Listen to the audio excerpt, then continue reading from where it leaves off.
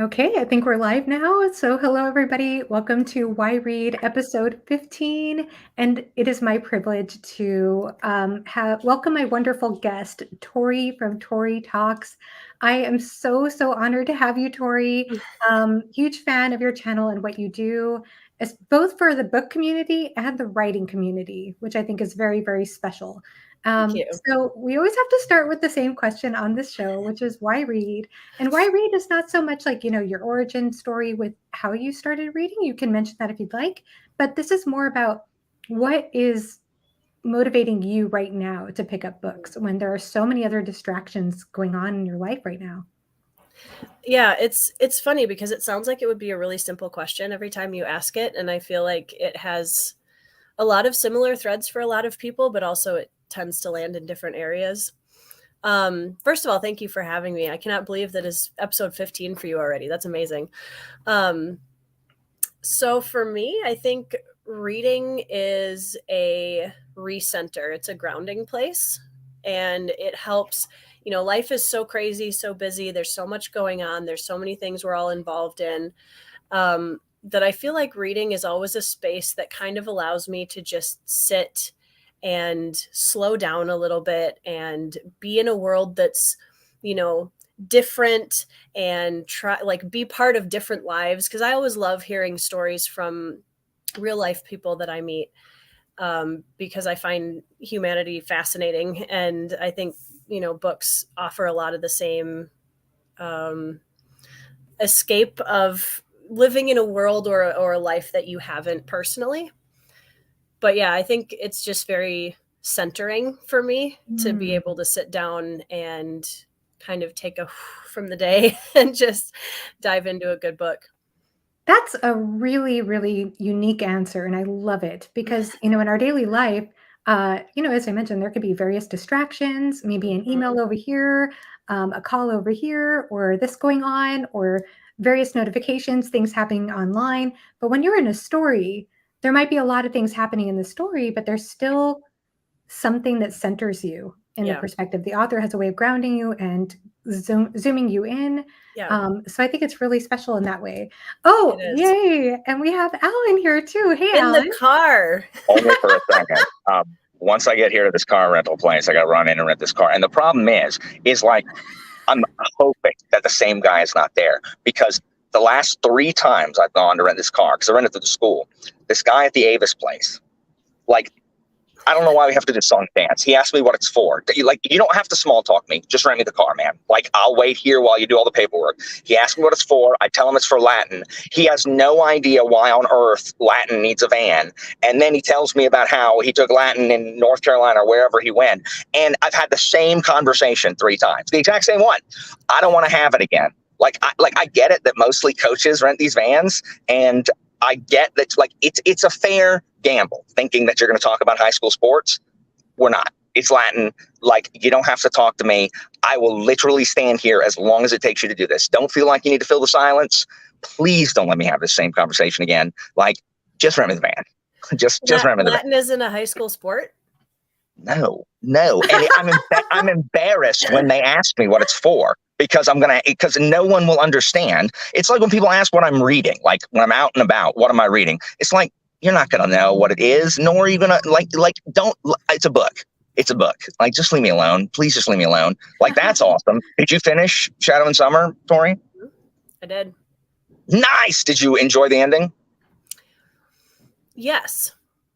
I'm very curious. Yes, I'm very curious to see where it goes, but I really liked it. Word. I'm not a special guest, Chris. I was going to be on this the whole time. I'm just late because the car rental place closed at 2, and I got to have a freaking van to take these stupid children to. You had to wait for me because I was shopping with my mom. Sorry.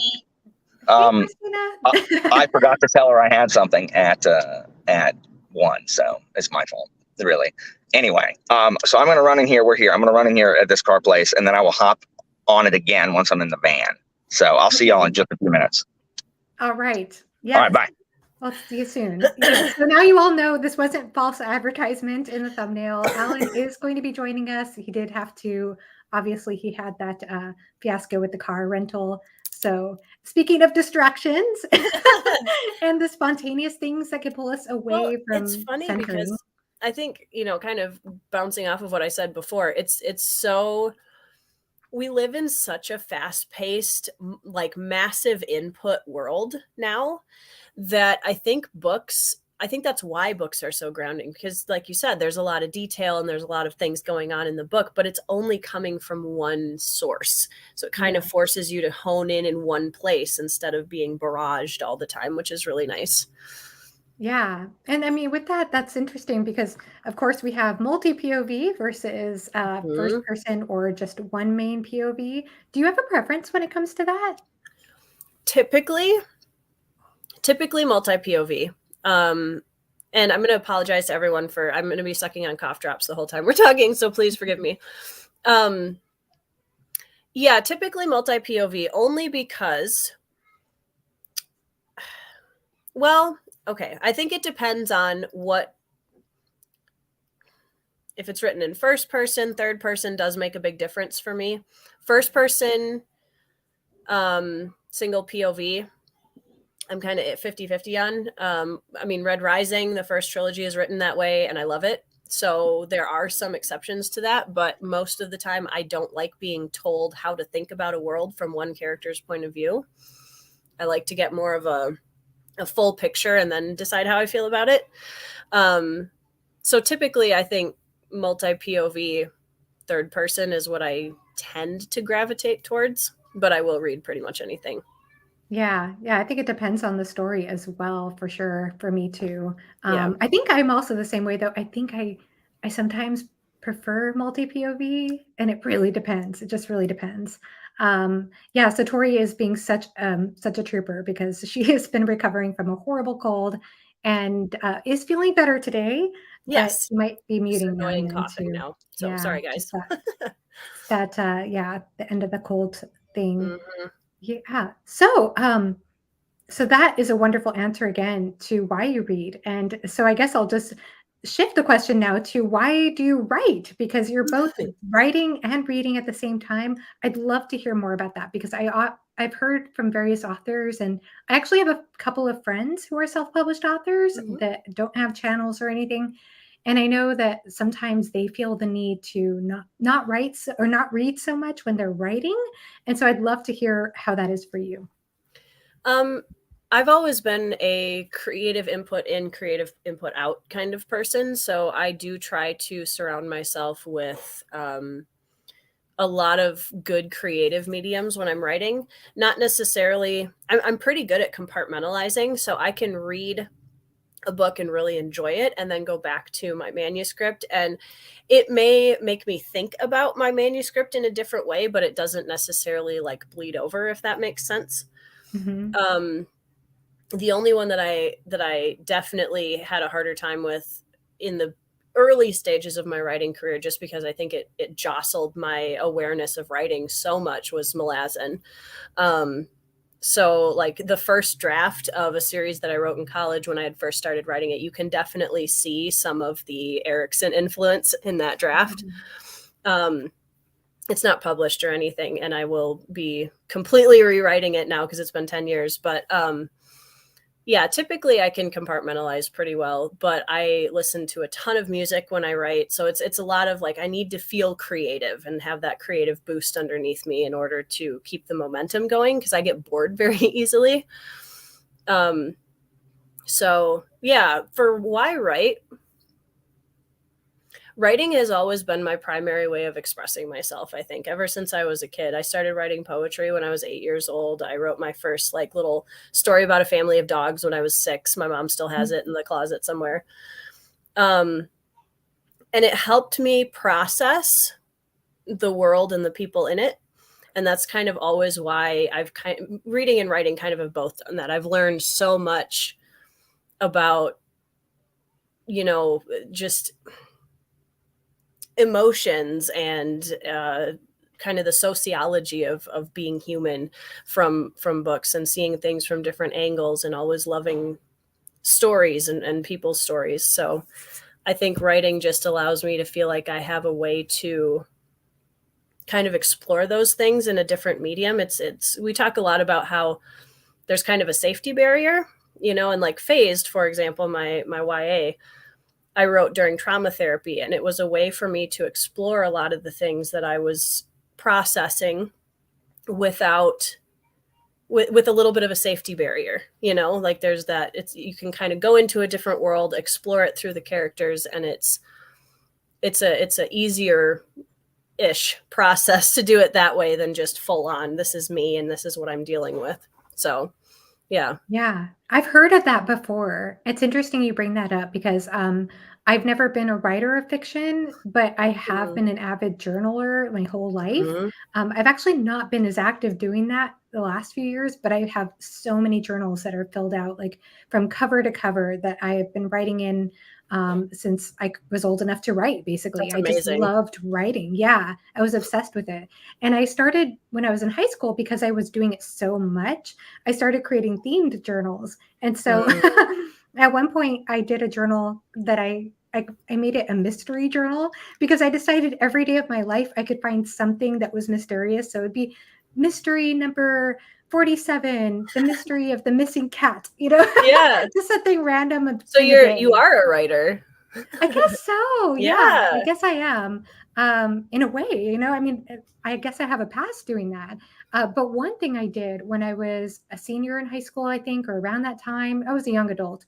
And it's really strange because I went through a period in my life when I think I went through a depression, but I wasn't aware I was depressed until I got out of it. It was so strange. It was like, or until I was in the thick of it. It was like one day I woke up and I realized I don't remember. The insight was I don't remember the last time I genuinely laughed. Yeah. Like it had been so many months since I genuinely laughed. And I realized I'm depressed and I just couldn't see it. And the weird thing is when I started to evaluate the last several months, I looked at my journal and I realized, one, I was writing in this really tiny font, and I wrote that themed journal in third person, and I called myself the girl. Interesting. I called myself the girl, and I was, it's just weird. And I called all these different people in my life different names. Like there was a person called the Joker and a person called the Master, all these weird names. And it was just a weird psychology trip to look back at that and like, whoa, I was trying to make sense of my life in this detached way because I couldn't quite go into my emotions because it was so uncomfortable. It was safer. Yeah. It's a safer sphere to be able to confront and explore the hardest human emotions. And I mean, I write a ton of poetry, and I always have, and that's kind of my primary diary. I used to do diaries when I was younger, but kind of fell off the train because I can't, I'm horrible at keeping up a consistent habit with it. But poetry kind of became my emotions journal, so to speak. So yeah, I really want to get back into it. And I love that you do poetry. By the way, actually, I should ask you, are you, I know you're doing a fantasy series right now, right? You're writing a fantasy series right now. Are you thinking about inserting any poems into your fantasy? Kind of. I have epigraphs at the beginning of each chapter because I love a good epigraph. And yeah, me too. Some of it will definitely be, currently I have like, culture proverbs. I have some letters. I have, I don't know how much poetry I'm going to have in this one just because the culture isn't really, they're not quite, I don't know. Well, I'm trying to decide like how much of that to push on the artistic side for them. But there may be some little bits and pieces of that in the original draft of the series that comes after, in chronologically the one that I'm writing now that I started back in college. That had a lot of poetry inserts in the epigraph. So it's definitely in there. I am hoping to release an actual poetry book in the next year or so here too. So oh, that is so cool. Yay. I'm becoming more and more of a fan of poetry. I'm a terrible poet. I remember I did go through a phase where I tried to write a poem every night, and it was the funniest thing in my life because I mean I was a teenager at the time, I'd wake up in the morning and read my poem. And it was Mhm. so bad. Every time, like, wow, this was bad. When I went to sleep, that seemed You're good. probably And your own then, worst critic too, though. oh, I know, I But know. Joanna, with you loving grimdark and just kind of all of that, you should definitely check out, it's Yusuf Komunyakaa, and I can send you the name of it after too. Okay, yeah. He's one of my favorite poets, and I actually had the opportunity to listen to him read his poetry in college at a poetry reading in person. And that was one of my favorite literary experiences in college because it was amazing. He delves into a lot of really deep war, fatherhood. Like there's so many amazing poems, and he's done a few books now, but Warhorse it would be a good one for you to start with. Oh, yay. Thank you for the recommendation. I love Yep. personalized recommendations. So that makes me very Yay. happy. Well, and it's a very short read compared to the other things that we usually recommend each other. So Yeah, that's so true. So Esme said that she was guessing. Yes, I've heard you mention the Motley Crue Mhm. thing in Motley several Crues videos. are my probably one of my favorite tropes of all time, and it's very difficult. It's true. I'm here anyways. I think I'm also, I don't know if you're like this, Joanna, but I have my favorite tropes, and they're usually the easiest thing to catch me with, but I'm also more critical of them. So Yeah. if I get into a Motley Crue and it's not feeling like a really good, distinct Motley Crue, I'm like, this is not, fail. Yeah. I'm not that mean, but it's definitely easier to be more critical, I think, of our favorite tropes and elements and character archetypes for sure. Oh, absolutely. I was listening to your Lancelot review, and it was interesting because Tori did a wonderful in-depth critique of Lancelot and had very thoughtful criticisms of the book. She had some positive things to say too. It was a very Mhm. balanced review. Mhm. But a lot of things you said made me nervous because it sounded like there were, well, and obviously both are sorry, Warlord Chronicles was what came to my Mhm. mind, and Yep. both are Arthur retellings. But there were some similar ways I think that they went about approaching that. I haven't read Lancelot, but I loved the Warlord Chronicle. And so I Yep. thought, wow, is that just like maybe not the best execution of some of these tropes? And maybe who knows? Who knows? I don't know. I mean, yeah, and one of the things that I really encourage and I hope you don't mind me tangenting off on this a little bit No, since you it's fine. brought it up, but reviewing and how to review has been a major hot button topic recently. And I think it's really important for reviewers to be honest. And I think that there are ways to do that. I mean, obviously you can go to either side of the spectrum. We have reviewers who are literally, I've had reviewers speak to me and say, I'm afraid of giving this author 3 stars. Are they going to hate me forever? And I'm like, okay, time out. Reviewers should not feel like being honest is scary. And also, reviewers should be careful that when they are honest about books that didn't land for them, that it's a subjective experience, right? And also, you can talk about the book in a thoughtful way that says, here's what didn't work for me, without trashing the author, without just bringing a whole bunch of negativity into it. Just come at it from a more objective, like, this is what I didn't like. It's my subjective opinion. Here's the pros, cons, whatever.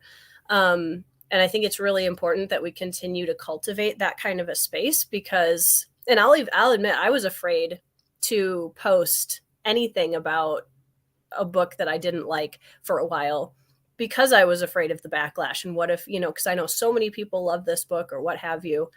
But I'm trying to nope, this is okay. Like, it is okay for us to have that honest opinion about things. So that's my little soapbox for today. No, I think it is so important. And it's something that I'm curious about too, because I know that you're a self-published author and work with a lot of self-published authors, and you're doing SPFBO, at least you're judging, or you're not judging in it, are you? I'm not judging. That's right, because you're entering in it. With phased. Phased. That's right. Yes. Yep. However, I think that's where, as a reviewer, I have started to feel the most self-conscious. And I always like, even if it's not a self-published book, I feel like I put a lot of pressure on myself to like make sure I'm honest, but also constructive in the way that Yes. I frame my criticism. And at Mhm. the same time, I do feel like even when I was reading Malaz's Book of the Fallen, honestly, because I knew that Erickson was watching some of my videos, like I thought Mhm. I have to be really, I don't know. I just There's felt like pressure. there is pressure there. Yeah. Yes, yes.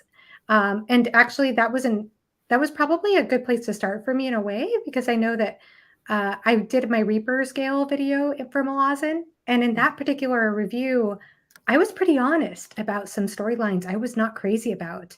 Uh, and I was really shocked he posted that video on his Facebook page. I thought, "What? You don't Mhm. hate me?" Because I did actually overall, I had more positive things to say than negative things, Yeah. but I was scared. I was really Yeah. scared, and man, he couldn't be a nicer person No, when it comes he's to very chill. mhm.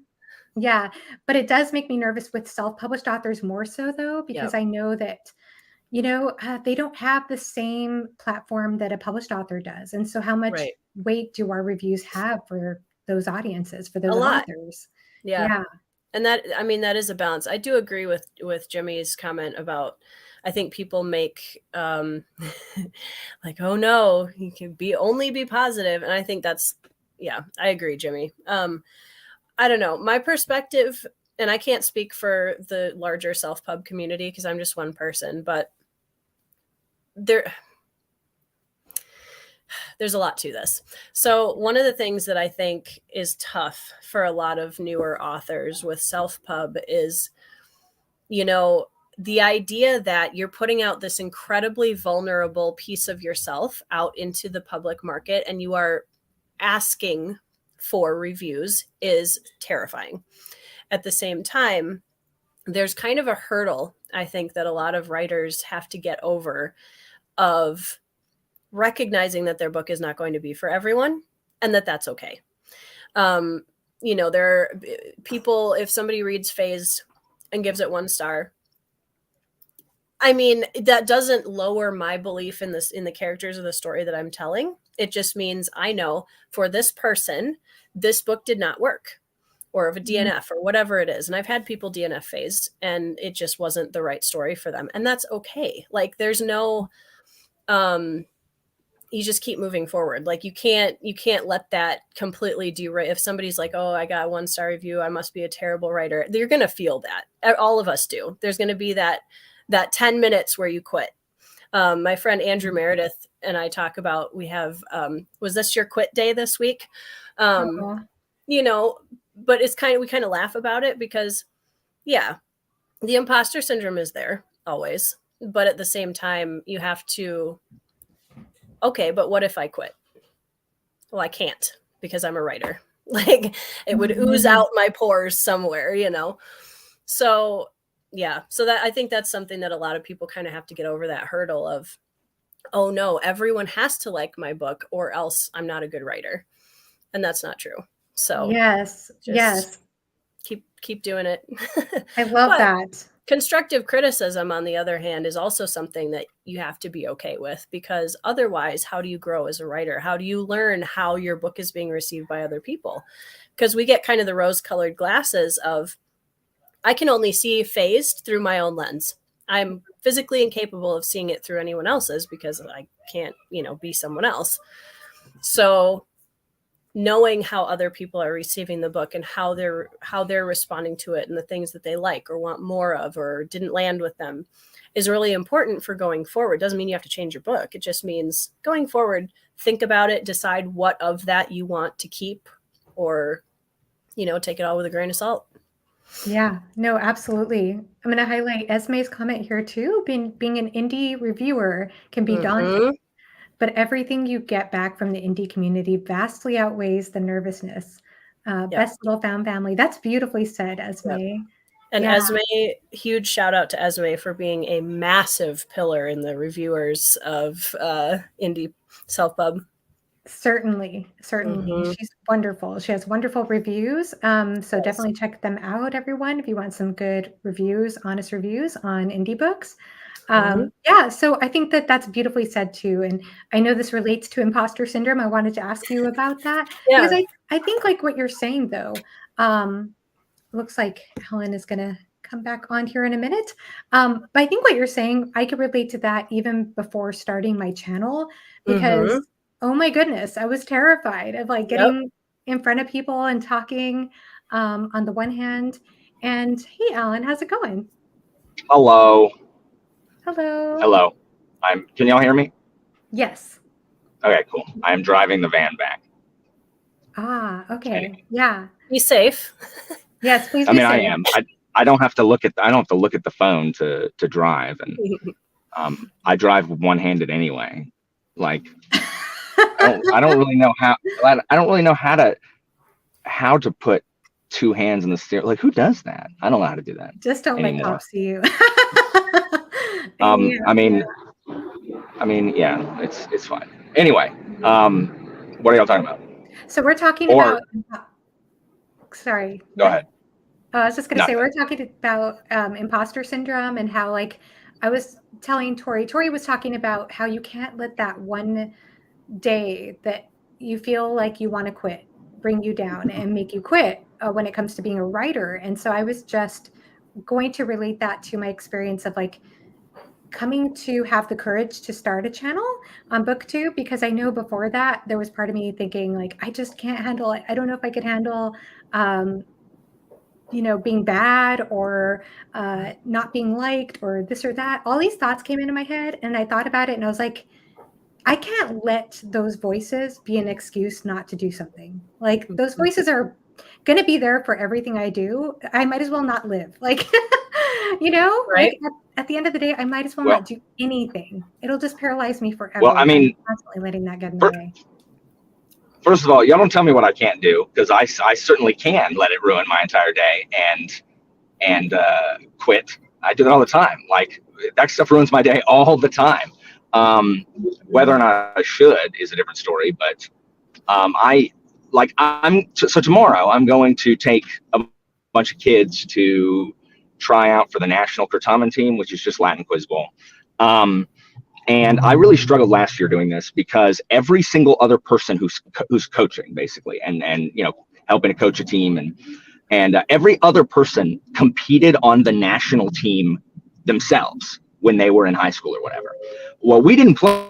Like, our Latin teacher didn't do Quiz Bowl when I was there. And, so all these people are like masters of their specific subject because they had to be, to compete or whatever. And so I feel I am good at my job. Like, I know that I am good at my job.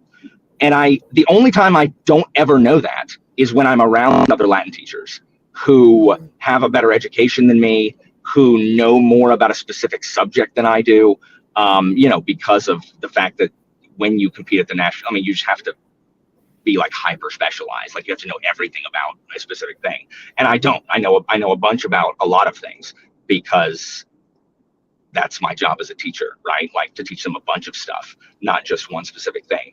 That's why when a kid is like, well, yeah, but didn't Caesar really? I'm like, yes, but nobody else cares. Like, me and you care and nobody else does. So I'm not going to teach that. But yeah, so I feel really bad about myself when I'm at this thing because I'm like, oh, I'm not actually the only, it's the allegory of the cave. Like, the kids only, they only like me as a teacher because they have never met these other people and have not been taught by these people. And as soon as they do, well, then they'll understand that I'm just gaslighting them. I'm just like, I've got my little smoke bombs and mirrors, and I've got my little cart that I wheel into town before being chased off after everybody realizes that my tonic doesn't regrow hair. And so I get like really, it was bad last year. Like, I get really like protective of my kids because I'm afraid that they will like these other people better than me. And that's stupid. It's not real, but I can know something isn't real and not be able to change how I feel about it. And so, so that's me all the time. And it's me in BookTube too. Like, last night I'm chatting with Nuts, Library Ladder was there and everybody, loved what he was saying and all that stuff. And, everyone's like, oh man, I love what you're, and all I can think about is like, well, Jimmy's replaced me. Like, that's it. It's literally, seriously. I'm not even exaggerating. I'm like, well, I've been replaced. I get it. And so I literally have to message Jimmy and be like, so please don't replace me. And he's like, dude, no. And I'm like, okay. And then that cuts through the thing that I know is not true, but I can't push past it on my own. Like I try, and so that's my problem with BookTube in general. Is like my self-esteem is really good when I'm not involved in the world. Like if I don't see what anybody else is doing and I never run into anybody else and I just spend time in my little bubble and don't ever look at the shadows on the wall, Play-Doh. Like if I don't ever do any of that, then I'm fine. So that's me being vulnerable for a second. And see, right now I'm just, people like, oh, what a, like, unsubscribe, So anyway, Alan, there's my take on that. Well, I mean, it's ridiculous to think that you are replaced. You're irreplaceable. Okay. Right. So yeah. I mean, that's why when all you people do buddy reads without me, I'm like, well, I guess I'm the Phoebe of the group that can just be lifted right out. Doesn't have anything in common with anybody else. Lives far away. Didn't grow up with everybody. Lifts right out. That's a Friends reference. If no one has seen that show. I actually never really got into Friends. Well, see, look, furthers my metaphor right there. But we did have to bully you into buddy reading Gates of Fire this month with the Grimoire, right? Yeah. Yeah. No, I know. I know. So you had to be bullied. I know. That's because I don't know. That's a whole different psychosis. So it's interesting because I got really interested in the concept of, interesting, Phoebe. Interesting. All these Phoebe references. You have to read the comments to me. I'm driving. I can't hear them. Oh, I'm so sorry. Yes. So Phoebe was saying that. Evie was saying that Phoebe is amazing, and that Phoebe is amazing. A spirit animal, and Vero is saying Phoebe was great. Kate. I mean, I agree, but there's that episode where they talk about they can be lifted out. Her and Joey. DK Moon says Nuts was good last night, but Alan is always my favorite guest. And by the way, they didn't go as long as you and Jimmy go, because I did check at the time. I don't know. It was like 3 hours and 15 minutes. It's pretty close. I was like, what? Yours was longer still. And Jen the Bookworm, no one is unsubscribing, Alan. Speaking for me, I'm always interested to hear the vulnerable side of someone who has achieved so much more than me on BookTube, specifically. Makes me feel seen. That is speaking to the fact you have over 10K subscribers, over 10,000 people who love your channel, who support what you do, love what you do. You're in the big time now. Talk about imposter syndrome, though. Like he. Yeah, it was a perfect segue. Yeah. No, seriously. No, it is interesting. And then, sorry, I can never say Zen. Thank you, Zen. I'll just call him Zen. All right. Zen. Yeah, just go Zen. Does Alan being Phoebe? Yeah, I mean, yes. He's a horrible. I mean, yes, but yeah. It's still the best when you and Christina sang the Encanto song. I couldn't get out of my head. Bruno. It was the best. Right. It was the best. Okay, so hello, Kyle. Kyle's in the chat. Christopher, sorry, I'm skipping around. Navo. Christopher Nero, Navo, thank you. Yeah, everyone celebrates. He shows up, and then Jimmy says hello, Kyle. Okay. Hi, Kyle. Two of the best people on BookTube, and some random dude who who rants or something. I can't read today. I don't know. I've never watched. Anyway, he's shut up, Kyle. So this is really interesting. I was recently looking up social comparison theory because I was curious about this topic, and I was thinking about maybe doing a video essay at some point, but I'm not sure. But I will go ahead and share what I learned here, which is that there are two different kinds of comparison. There's up comparing, when you compare yourself to people who maybe you think are better than you in whatever way, whether they are better than you in whatever you're doing. Like if it's booktube, maybe they have more subscribers. If you're a writer, maybe you think they're a better writer, whatever it is. And then there's down comparing. So that could be people that you see as maybe not as far along as you are. And you would think, I guess there's research to show that it doesn't matter which way you compare. Comparison overall is probably not the healthiest thing, but it's the most natural human thing we do. We compare. That's what we do. We're kind of hardwired for it. I mean, even when we're comparing books we read, we're comparing prose styles, we're comparing, it's natural. We're not going to get rid of that. So I actually am kind of against the idea of like, don't compare, because that's just part of your brain. You're going to probably suffer and beat yourself up unneededly. Right. But it is good to bring awareness to it. And there can be unhealthy ways of comparing up. So there is a difference between, by the way, so when we compare up, there's envy, and that means you want something somebody else has, which is different than jealousy, by the way. Jealousy is the fear of losing something you already have. Like, let's say I have 20,000 subscribers and I'm afraid that Alan is going to steal my subscribers. You know, I'm jealous of Alan. So that's jealousy. And then there is benign envy, which means like, oh, I'm so envious of you, Alan. You have 10K subscribers. And then there could be malicious envy, which is like, sabotage Alan. Yes. And speaking of that checks out.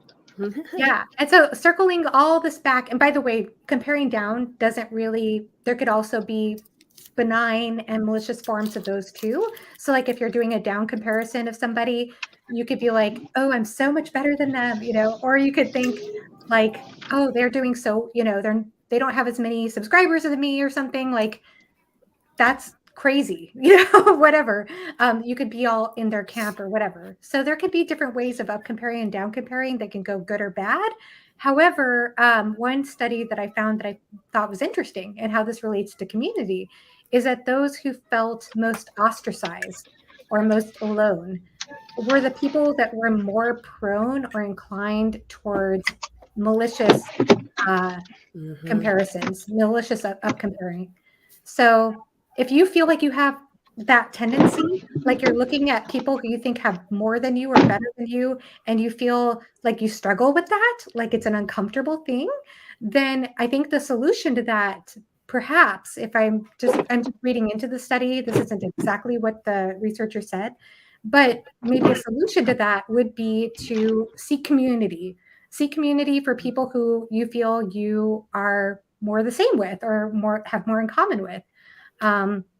So I guess like with the Latin community, maybe to find more high school teachers who are into Latin as a subject and as a hobby and maybe aren't part of that crowd, or, you know, or make connections in some way. I mean, there are probably various solutions to this I'm not thinking of, but it's just something that it was my takeaway from the whole feeling ostracized and struggling with comparison idea. Sorry, I can barely hear. Hold on. It went back to my phone. 1 second. Okay. Yeah. I think that's very true though, Joanna, because I think there's going to be an aspect of that in BookTube, no matter what, whether you have 100 subscribers, if you have 1,000 subscribers, 10,000, 100,000, there's always going to be somebody, unless you're Markiplier, whoever the top, you know, YouTuber is right now, that has more. I mean, if you're looking at it, subs, views, whatever. So I mean, I did focus on that, to be honest, for a while, because it's hard not to. Numbers are fun. Like, it's fun to watch numbers grow, and it's fun to be like, oh, I'm 2,000 or, you know, 2,500 or whatever it is now.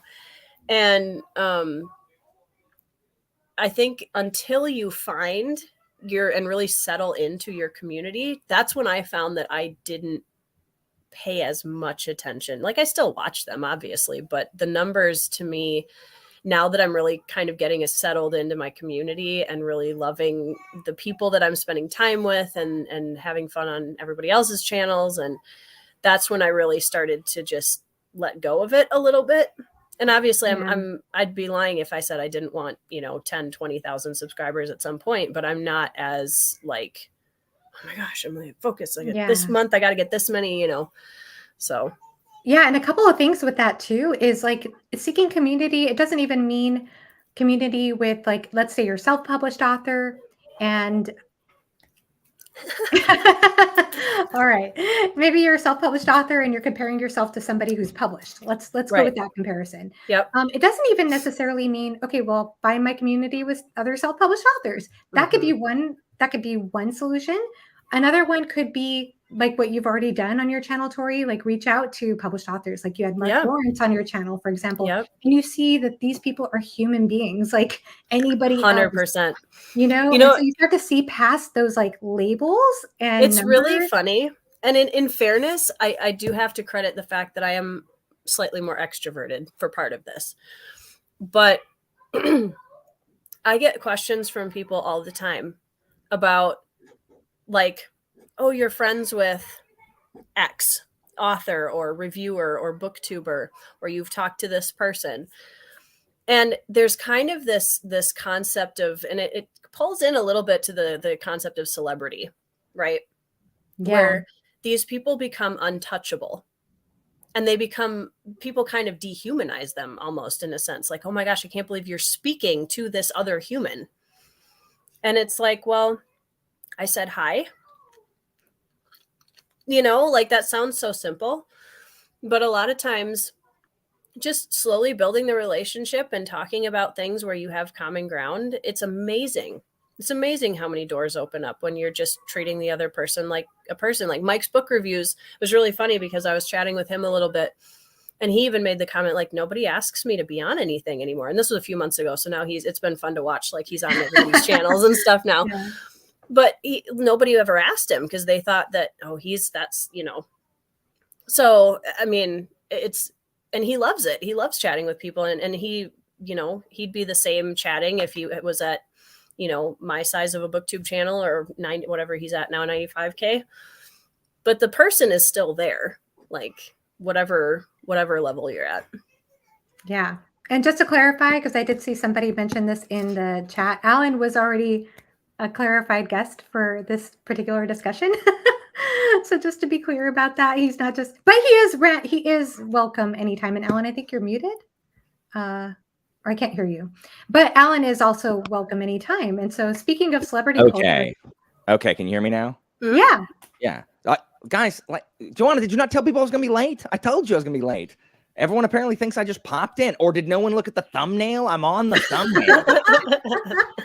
This is really good for my imposter syndrome, by the way. Like no one even noticed. I'm invisible now. That's why I have to scream so people will hear me. But that's true. He was an invited guest.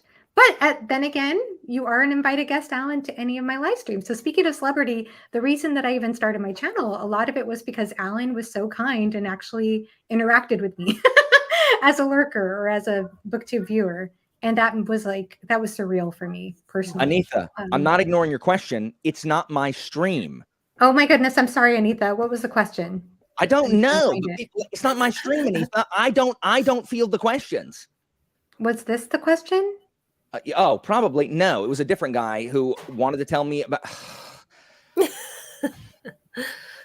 Just don't talk to me about Latin, guys. Like, just don't. Like, don't. Anyway. Oh my goodness. Like, he just kept stopping to talk to me, and I'm like, no, keep typing. Oh my goodness. No, I know, Evie. Thank you, Evie. Oh, yes. I'm sorry for all of you who joined late, but Alan was in the thumbnail. And actually the reason, and I guess I'll go ahead and clarify this here. I was so excited to have Tori on Why Read, and I wasn't really sure who to pair her with. I do try to be unique in my pairing with this show, with this series. And I knew that inevitably we were going to talk about Malazan at some point, because every time I talk with Tori, we inevitably talk about Malazan. And I wasn't sure who I could invite that is reading Malazan or has read Malazan. And I know that Alan has some Malazan opinions. So let's go ahead and talk about Malazan since we're already on that topic. So you started it, not me this time. I did start it. It's funny, really quickly, because Sure. I think, finishing on the the imposter syndrome thing. Yes. There's a tiny little bit of, when I first came back into BookTube almost a year ago now, it was very daunting because I knew the community that I wanted to get into, and I started watching, Patrick's channel and Alan's channel and Philip's channel, and I had known Philip before I left a little bit, but and watching the first live stream I ever saw of Alan's, I was like, well, he seems super cool and I want to be friends, but yikes, like he's got so many subscribers, and like, there was a lot of that. So I think we can't, because we are in our own skin, we don't know how, we can't see ourselves from the outside in. And I've met so many people they're like, oh, I felt like such a weirdo on BookTube. I'm like, I just thought you were cool. I don't know. Yeah. So, we have such different lenses of things. Just say hi. Like I always tell people, like, what do I do? Just say hi, guys. Like, it's okay. I always feel like to put a coda on this, I know people like watching me because they tell me all the time, but I feel like I am the guest star on everyone else's sitcom, to where no one watches it. Like no one watches it to no one watches me, but they do watch my guest appearances on things, because I'm the open the door, Jerry, like I'm the zany, neighbor that comes in and hollers about something. And then, it's like, okay, cool. Well, yeah, now can we get to the channels we actually want to watch? But it's good to have, like this week, Alan reappears on, on Joanna's sitcom this week. And everyone's like, oh man, I haven't seen Alan in a while. And I know that's not true. I know, before everyone's like, that's not true. I get it. Like, I understand that, but I don't know. But you don't know how to receive it. You don't know how to take it. It was really, I don't know. It was kind of funny, Alan, because when I was going through therapy in 2019, 2020, one of the questions that completely blew my mind that my therapist asked me was, we were having this whole conversation about my community and the people that I knew and my kind of place in it. And she said, so I have a question for you. How do you receive love? Poorly. And and that was I was like, what? Like, how do you, so it is definitely difficult to try to overcome that part of your brain, because it's very real. So I get it. Yeah. No, I'm 100% a believer in allowing yourself to receive, and how that can change things. That sounds like such a self-help thing to say. It does, but it's true though. There's truth to it. Yes. And that's hard. It's really hard to do. What are you doing? Oh, He's doing exercises. He's doing exercises. No, you're bad at it too. I don't know. Did I get to I don't even know if I got to the official question, or did we answer it about you starting the imposter syndrome? No, we hadn't talked about it yet. Oh, sorry. Sorry. I don't want to totally derail the Malazan conversation. We'll get to Malazan later. Let's go. Since we're still on the imposter part. Yeah. I think this relates a little bit more to the imposter syndrome part. Yeah. So the question, just so I'm clear, was what exactly? Oh, sorry. The question is, what inspired you to create the imposter syndrome series on your channel? I knew I wanted to do, I'd been doing author interviews for a while, and I knew I wanted to do something that kind of allowed me to have a very informal kind of writer's room feel show. And I was like, okay, whatever I name this, it's got to be something that is somehow universal, so that it's very relatable to the people watching, and it's also relatable to the people sitting in. And I started just kind of, observing conversations on Twitter and Discord and on BookTube, and realized that people talked about their insecurities and their imposter syndrome over things a lot. People feeling like they weren't good enough, or they were, somebody's going to find out, they're going to read my book and then discover that I'm a complete fraud and I can't write, or whatever, it comes out in different ways. And I was like, okay, well, imposter syndrome is catchy. And I've been in entrepreneurial stuff for ages. So branding and logos and all that kind of stuff is a big deal. But I really, really wanted to pursue the idea of that informal writer's room, because I love the just relaxed conversations that writers have about their craft and their different experiences with it. And you get so many great nuggets of encouragement and ideas and stuff from those kind of conversations. So that was kind of where it came from. And having a specific topic to talk about every month helped, because then we could kind of narrow in the conversation instead of it just, because if you get a bunch of writers in a room and you just say, okay, talk about writing, it's going to be a complete free for all. So yeah, it's been really fun. And next, I'm really excited about this month's episode, because we're going to talk about world building. And my current guests are Andrew D. Meredith and Stephen Erickson. And I'm very excited about that. It's going to be really fun. That's perfect. I'm basically just going to sit there and take notes. That's my entire goal for that conversation. I love that. By the way, even though I'm not a writer, I love learning about writing. Like I love, I used to love reading books about writing. Yeah. And I just love, I have loved every discussion I've ever heard Stephen Erickson have on his process of writing. I heard him talk about world building one time. So I'm really curious to watch that discussion, of course. It's interesting, though, that you're doing this. And I think it's a huge service to other writers, because I think that when we see writers, and I think that's the same thing, somebody was mentioning big booktubers and seeing them as celebrities and all that. Like, I think it's a very similar thing where when you read an excellent book, and let's say you want to be a writer, it could seem like magic, when you open the book and you see the polished product that took hours of effort and editing and rewriting and rewriting and rewriting. My mom used to say, good writing is rewriting. She would tell me that over and over again growing up, but we don't see that. And so by doing the imposter syndrome, it feels like you're revealing what this really is, like the truth behind the scenes. For sure. I think that's beautiful. Yeah. And it's interesting because every writer's process is so drastically different. I mean, I heard, and I, don't quote me on this, he'd have to speak for himself, but I had heard that Mark Lawrence, his first draft is 90% finished. Wow. Like, I don't, but then I talked to other writers who've spent, a decade plus revising and editing and going through. So it's, every possible point on the spectrum is met within the writer community. And it's really interesting to hear people with very different processes talk about it together.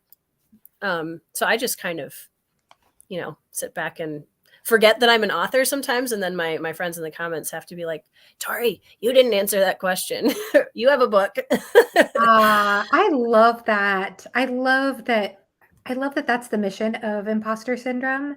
I do, because of just various conversations I hear when I hear people talk about BookTube specifically, and I always try to tell people this, not that, I'm one voice, so for what it's worth, but I do feel like some people might feel a lot of pressure to do what other people are doing to have a BookTube channel.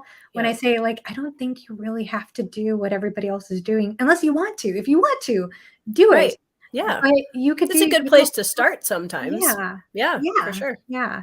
But you don't have to. If you don't want to do wrap-ups and TBRs and book hauls, you could do your own approach to things. We were just talking about the library ladder, for example, and I was looking at his videos. I feel so embarrassed about that channel, by the way, because I did not realize until watching that live stream. I thought for some reason at one point that his channel was dedicated to GGK, and I always intended to get into his channel, but I always thought, oh, I'm going to wait till I get into GJK before checking out his content. And then I realized, oh no, he talks about a whole lot of other stuff.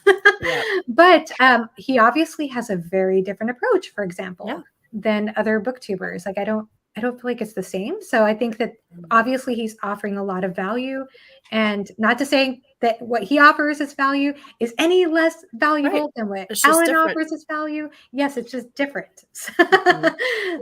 Just blanketing over to make me not feel excluded doesn't actually actually do anything. That's like your parent complimenting one child and then being like, oh, but you too. Because literally, listen to what y'all are talking about. What service do I provide to anybody? Nothing. I have I provide no service. I do TBRs, I do wrap-ups, and I do reviews, and sometimes I put on a jacket and glasses and do a voice. That is the service that I provide.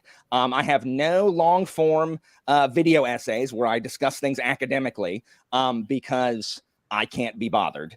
And I don't know how to use that kind of language. What else?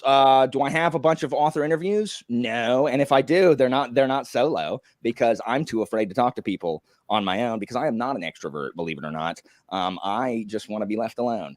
So this is so I not appreciate true. it, Mom. Thanks for the pat on the head. I'll Well, keep for getting one C's in thing, school.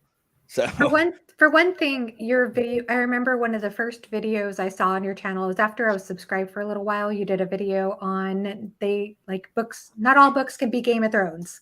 Do you remember that? Did you watch that, Tori? I don't know. Yeah, if you I've saw seen that one. It's an old one. That was a video essay, I think. Okay, so that is okay. So back before anybody watched my channel, I had no shame and was not embarrassed about anything, so I just did it. And that's why I did no that. one. But Because I now, watched your channel back then.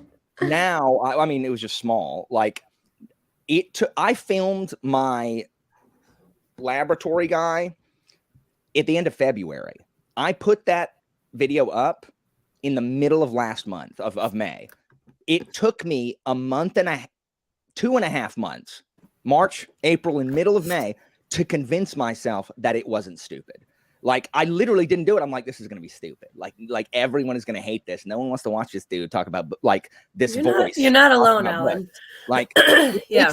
Anytime I have some kind of like idea like that, it takes me forever to put it out because I'm like, this is stupid. Like this is stupid. I'm not going to do it. What do you mean, Tori? There's no way you've done that stuff for that long. You put out like that. You put out things like that all the time. I have 2 video essays that I have scripted or filmed that I've been sitting on for almost 6 months. Oh man, this makes me excited because, by the way, like instant clickbait for Joanna are video essays. I happen to love them. That Fellison video I did, I sat on that for ages because I was like, I'm not smart enough to talk about this. You know, like nobody's going to care about this. I have one that I literally filmed finally 3 weeks ago. Got it half edited and then did a really big stupid on my computer and deleted one of the 2 video clips, and it's like permanently deleted. Oh no. So now I have to refilm and redo the entire thing. Ugh. And I've been sitting on it again because I'm like, I was afraid to post this the first time I filmed it, and now I have to film it again. So if I have to refilm it, it wasn't good enough. Like if I had to do it again, then I have to convince myself that the video didn't need to exist. Yep. It's like Mitch Hedberg said, when I'm laying in bed and I think of a Mitch joke. Hedberg. I always have a pen on me because if I don't have a pen, I have to convince myself that joke wasn't funny. So because he doesn't want to get up to go get the pen to write it down. That's basically what I am. Oh, really quickly, just want to shout out Fantasy Awash. You did an amazing video essay on death, the personification of death in fantasy, talking about Discworld and A Song of Ice and Fire and that's awesome. Good Omens, Neil Gaiman. Yeah, it was a really good video essay. So I highly recommend everybody check it out and check out her channel. But I'd like to point out what she says here in this comment that, Alan, you do academic books or historical fiction, a lot of which the language is often academic. Not the language that I use. I say the word crap a lot. I want you to ask yourself how many times Philip or AP or Library Ladder uses the word crap when they're lecturing about something. Like, but you know what, Alan? The beautiful part is the answer. The beautiful part about that is for those of us who don't come into things from a more intellectual, or don't feel like we come into things from an intellectual point of view, it's really encouraging to see someone who's reading these books and talking about them in a way that is immediately relatable. Like, I appreciate that about your channel all the time because I love listening to Philip, break down these things intellectually. And then I also am like, that's really cool. I could never do it like that, but it's really cool. And then I can go over and be like, oh, like somebody like me can still read academic books and have interesting things to say about them and have a good time with them. And it makes sense. So I appreciate having both sides of that, because that, I mean, I've probably read more books on your recommendation than probably all but maybe one other booktuber at this point. So Yeah. Please me, understand same here. also. Oh, Here's sorry. what's What? that, by the way. Well, I was just going to Philip. say, oh shoot, in the comment You section, just said sorry. crap in the comments. Oh, so here's the thing too, Alan. For anybody who doesn't know, I mean, Alan, your review style, especially with, and I'll go ahead and say historical fiction here, because I think a lot of us in this corner of BookTube, I'll say for myself anyway, are reading historical fiction because of you. I think you've been the biggest influence on a lot of us getting into historical fiction more. And the way that you discuss books in your videos, in your reviews, I think is very inspiring, because one thing I've noticed in your review style is that you usually take a theme or question that the author is exploring and you bring it into the context of history and the political system and the bigger things that are happening in our world at large. So like you did that, I believe, with your Augustus review, and you talked about the importance of philosophers and poets and how much they shape the way that politicians think and believe things and execute power and order. And I mean, those are just such incredible, important things to take away from a book and to see how impactful a book can be. So I mean, I disagree that you're just a bit.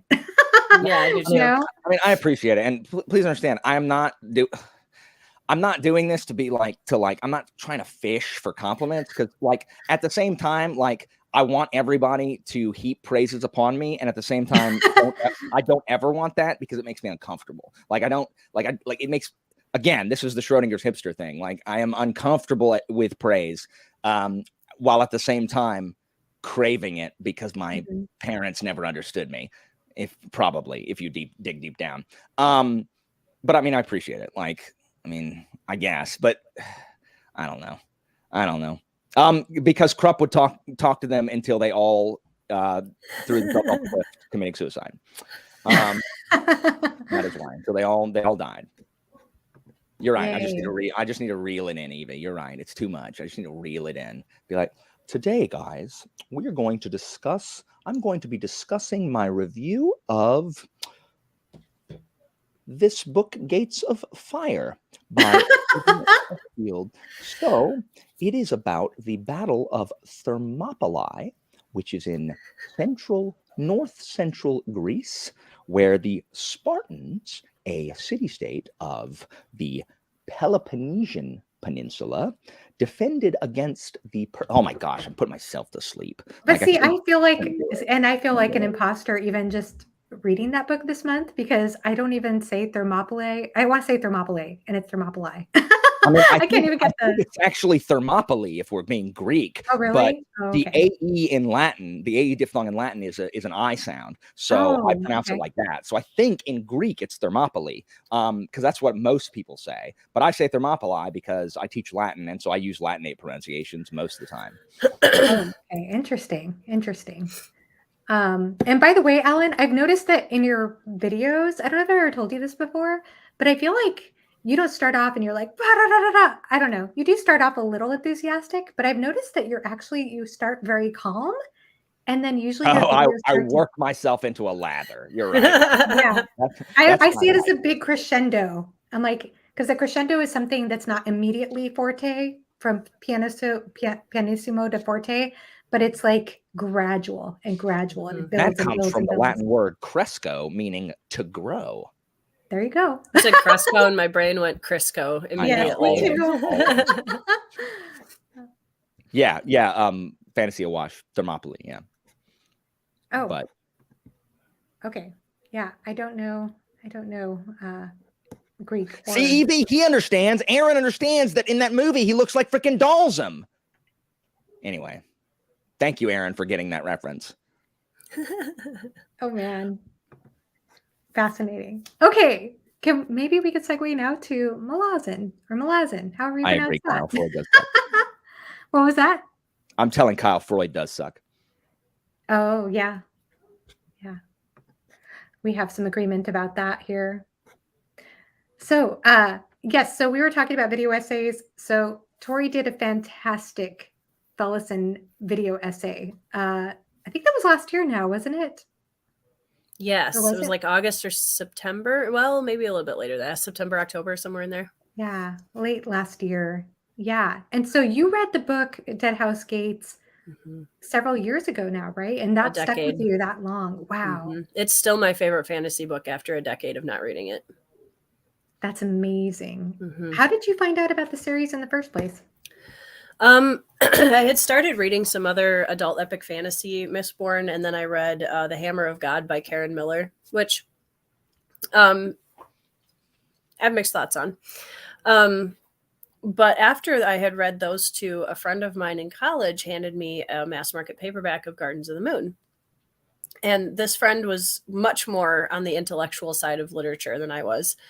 And so I was a little like, okay, like I have no idea what I'm getting into right now. But he said, try this. I think you're really going to like it.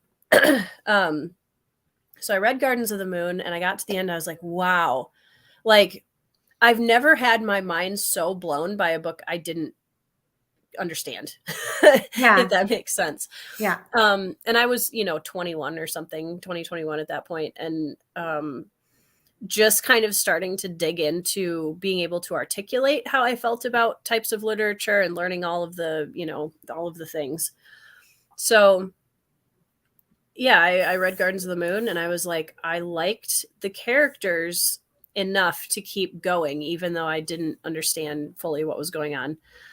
And Tattersail was a big part of that. I really liked Tattersail because so many of the female characters in fantasy I either completely didn't relate to, or their storyline was like they kind of felt like they were kind of shallow and one note in a lot of ways. And I would say like Vin and Mistborn was a really good. I kind of related to her because she was a tomboy and she wasn't, the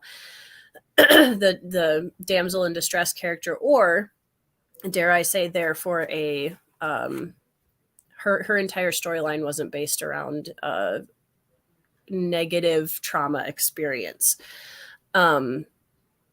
which kind of is ironic thinking forward to Fellison. But anyways, but yeah, so I got into it and I kept reading, and Dead House Gates completely changed my entire outlook on fantasy once I got that Wow. far. Yeah. Wow. And was it just entirely because of Ellison, or was it the other No, things that actually, happened? well, first of all, I loved, and this kind of goes back to Gardens of the Moon, the Bridge Burners were a big part of that too, because as I said before, Motley Crue is like one of my favorite tropes of all time, especially kind of a grungy Motley Crue. I love a good like underdog grungy Motley Crue of military fantasy characters or stuff like that, or kids kind of coming of age when it's a little bit more grungy. So yeah, I loved them. And then I got to Dead House Gates and the whole storyline of Chain of Dogs and Coltane's character and just the interactions between Fellison and Bodden and Haboric and like all of those things all together just totally blew my mind of Wow. how deep he was diving in so well, to a lot of these themes that I think a lot of people don't know how to write about. That's So, incredible. I yeah. love that. I love hearing about your story with that. That's amazing. Especially Yeah. because that was so pre-BookTube or Oh yeah. anything. Yeah. I had no idea. I had no idea BookTube existed. And 10 years ago, I don't know like what was available on BookTube as much or if Mhm. anything. So, but yeah, I mean, I also read it at a point that was, like I've said before, a very pivotal point when I was starting to, a lot of trauma things were starting to resurface for me at that point. And Fellison's story just resonated in such an incredibly profound way. And I remember thinking someday I want to be able to ask Stephen Erickson about Dead House Gates and her character, because the fact that we kind of sometimes when men write women's trauma story arcs, it can go very south very quickly, and it doesn't always. And I think there are some amazing authors who handle it incredibly well, but Erickson is just top tier for me with that. It's true, Kyle. It's very true. Yep. Motley Crue and Severo put those two in, and then you've got pretty much my entire bingo card. Yeah, and say and several. Uh-huh.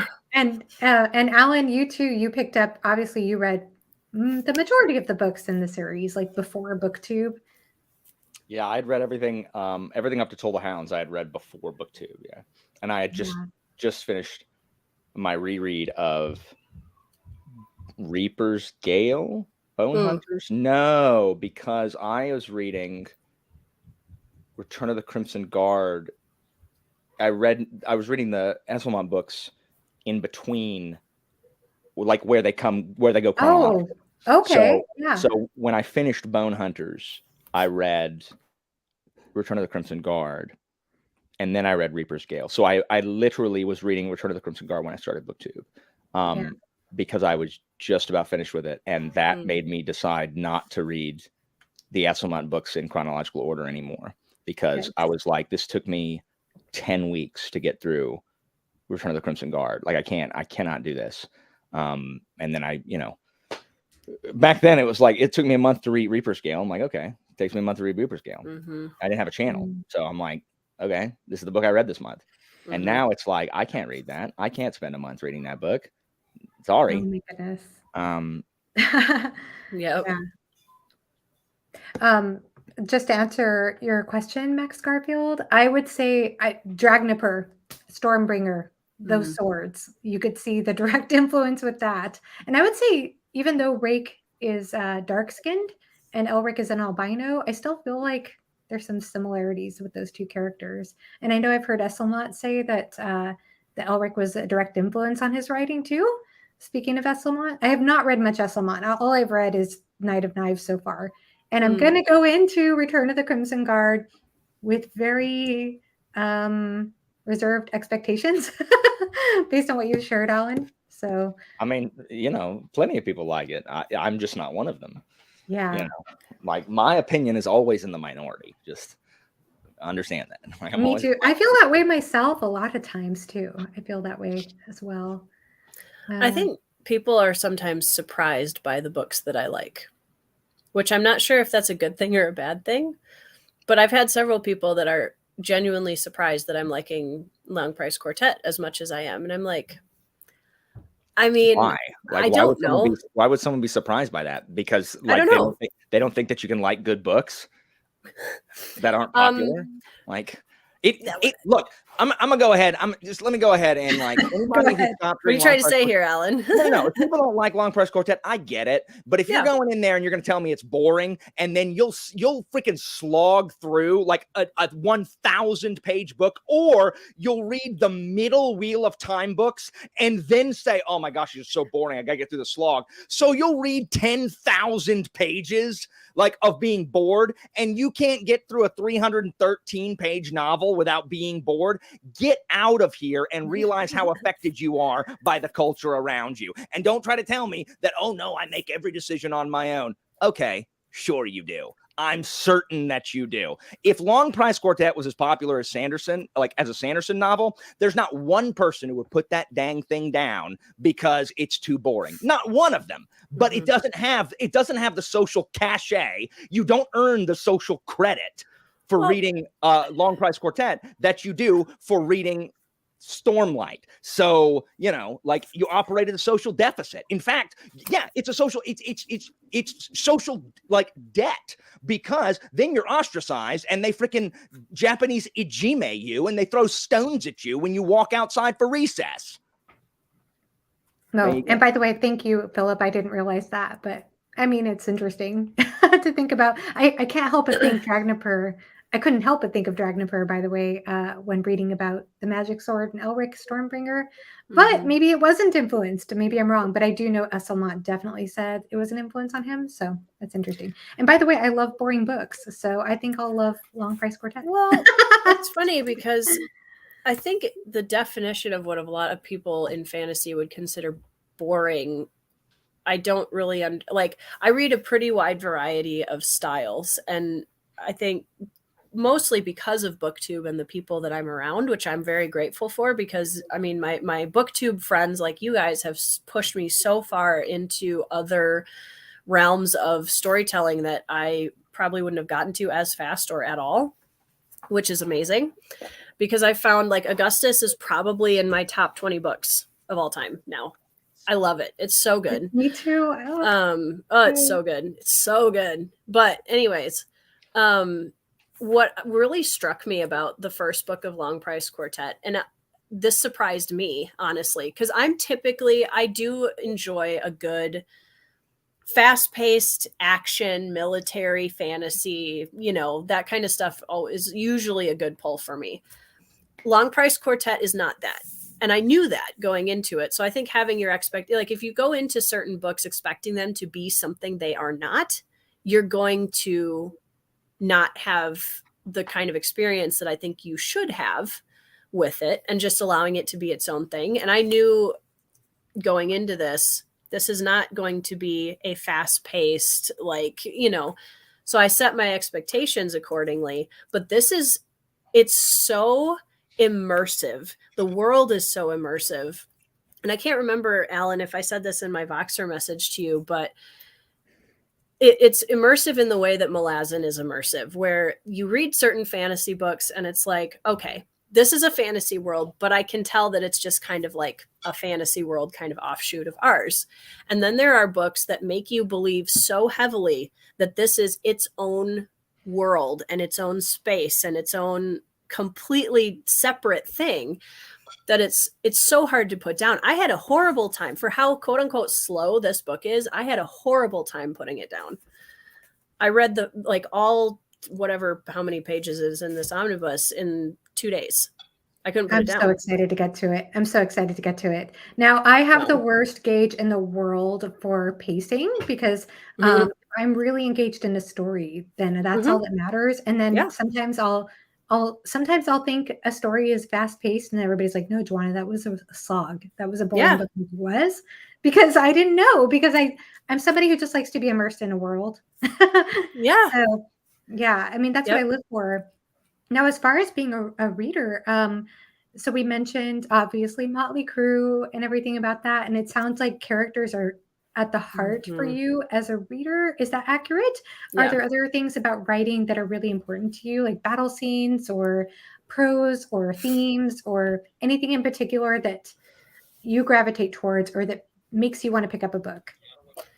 Yeah, I mean, I really enjoy delving into the emotional arcs of characters. I like seeing characters go on a growth arc of some kind. And I like being, getting really into the nitty gritty of the vulnerable aspects of a character. I always appreciate that. In terms of tropes and things, I mean, I feel like I'm not super picky. There are certain things that will turn me off of a book very quickly that are just personal preferences. But themes wise, themes are kind of secondary to me as long as they're well done. Then I'm like, oh yeah, that was cool. I see what you did there. I'm trying to think about, what were some of the other things on the list? There were themes and what else? Yeah. So let's see. I mean, there's so many different aspects, like plot, prose, themes, like action scenes. Yeah, that's what I was trying to remember. Yeah. My brain just wild magic, that could be another one. As far as military, I read a lot of military historical fiction, and I read a lot of military fantasy. And part of that is because I grew up, my grandfather is one of the world's leading experts on the Minnesota 1st Regiment in the Civil War. And he's written an entire book that's massive, that's written around over 200 letters that my triple great grandfather wrote home during the Civil War when he was in the Minnesota 1st. So we have just a very deep rooted history in my family of military service. And I grew up sitting with my grandpa on the couch, and he would tell me stories of people he knew that had been in World War II and World War I, and, telling me stories about my, great grandfather in the Civil War. So I just kind of grew up where that was just in my blood, kind of. Yeah, So to yeah. me, military fantasy was not a tough jump to make. But I'm also more critical that way, because if I read a book where especially the hand-to-hand combat is really not well done, that will throw me out of a book very quickly. And I'll get really frustrated and be like, you're using like a double-bladed battle axe and you're swinging it around like it's a rapier, right? Like, like just Wow. stuff like Yeah. that, where people aren't really thinking about like, oh, it'd be cool if I gave my character this kind of weapon. Well, then you have to understand like what the capabilities of that weapon are and how it's going to change how it's used and all that. I'm a nerd, so like, don't listen to me. But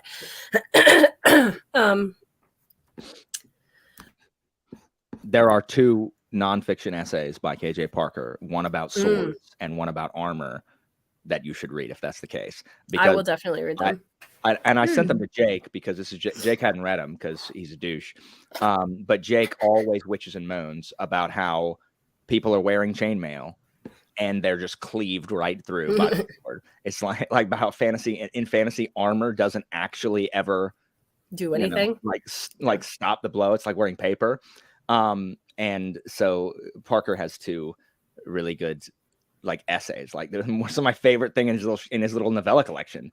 I was like, yes, I want to read more nonfiction essays about weapons and armor. Oh, that's awesome. And it's about that very thing, about how like what the purpose of swords were and how they changed based on the need, and same thing with armor, how armor started and what its purpose was, and then as technology changed, the armor had to change to be able to defend against this new thing type thing. So I like that also.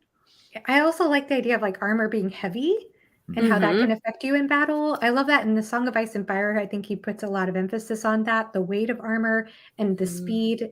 And also, I love when authors, not just him, but other authors have made use of the idea that armor is metal. So if there's fire, you're going to cook in your metal.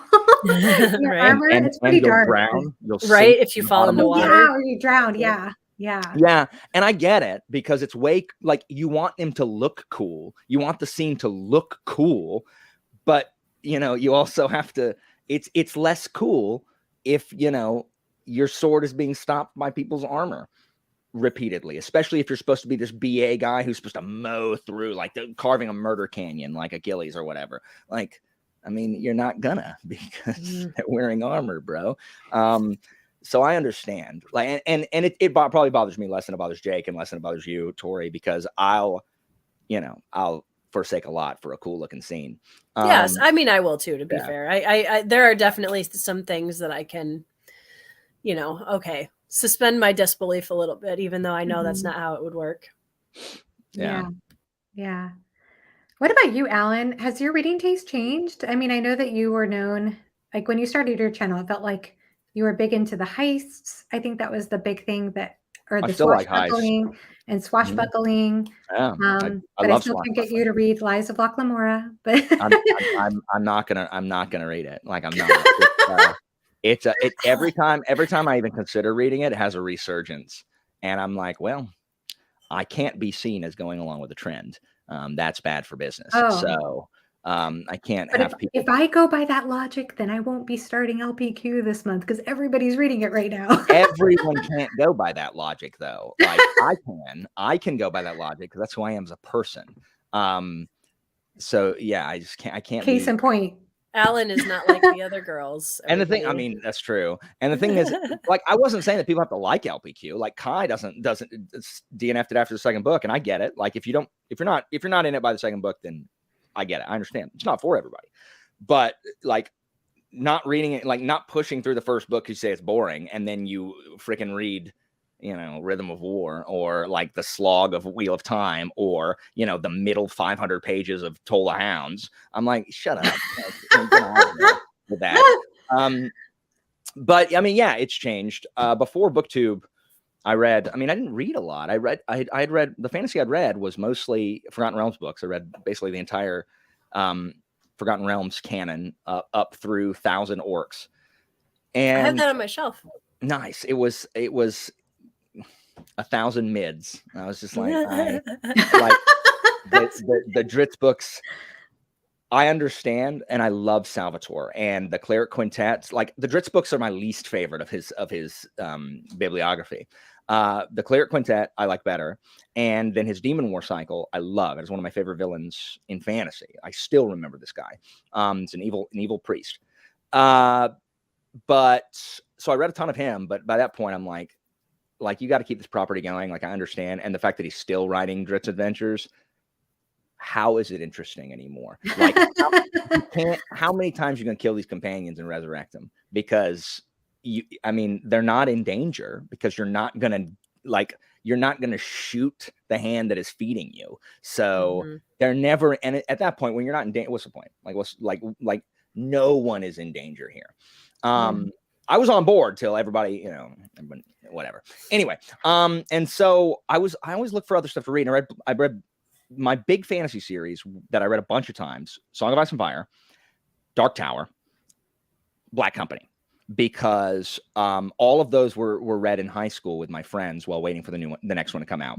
So Wizard and Glass came out in '96, so we were in high school, and we'd read the first three, and then we read the first three again in preparation of Wizard and Glass, and then we read all four again when book 5 came out when we were in college. And then, it was a year and then a year. And then same thing with Song of Ice and Fire. We read the first 3 repeatedly while waiting for Feast for Crows.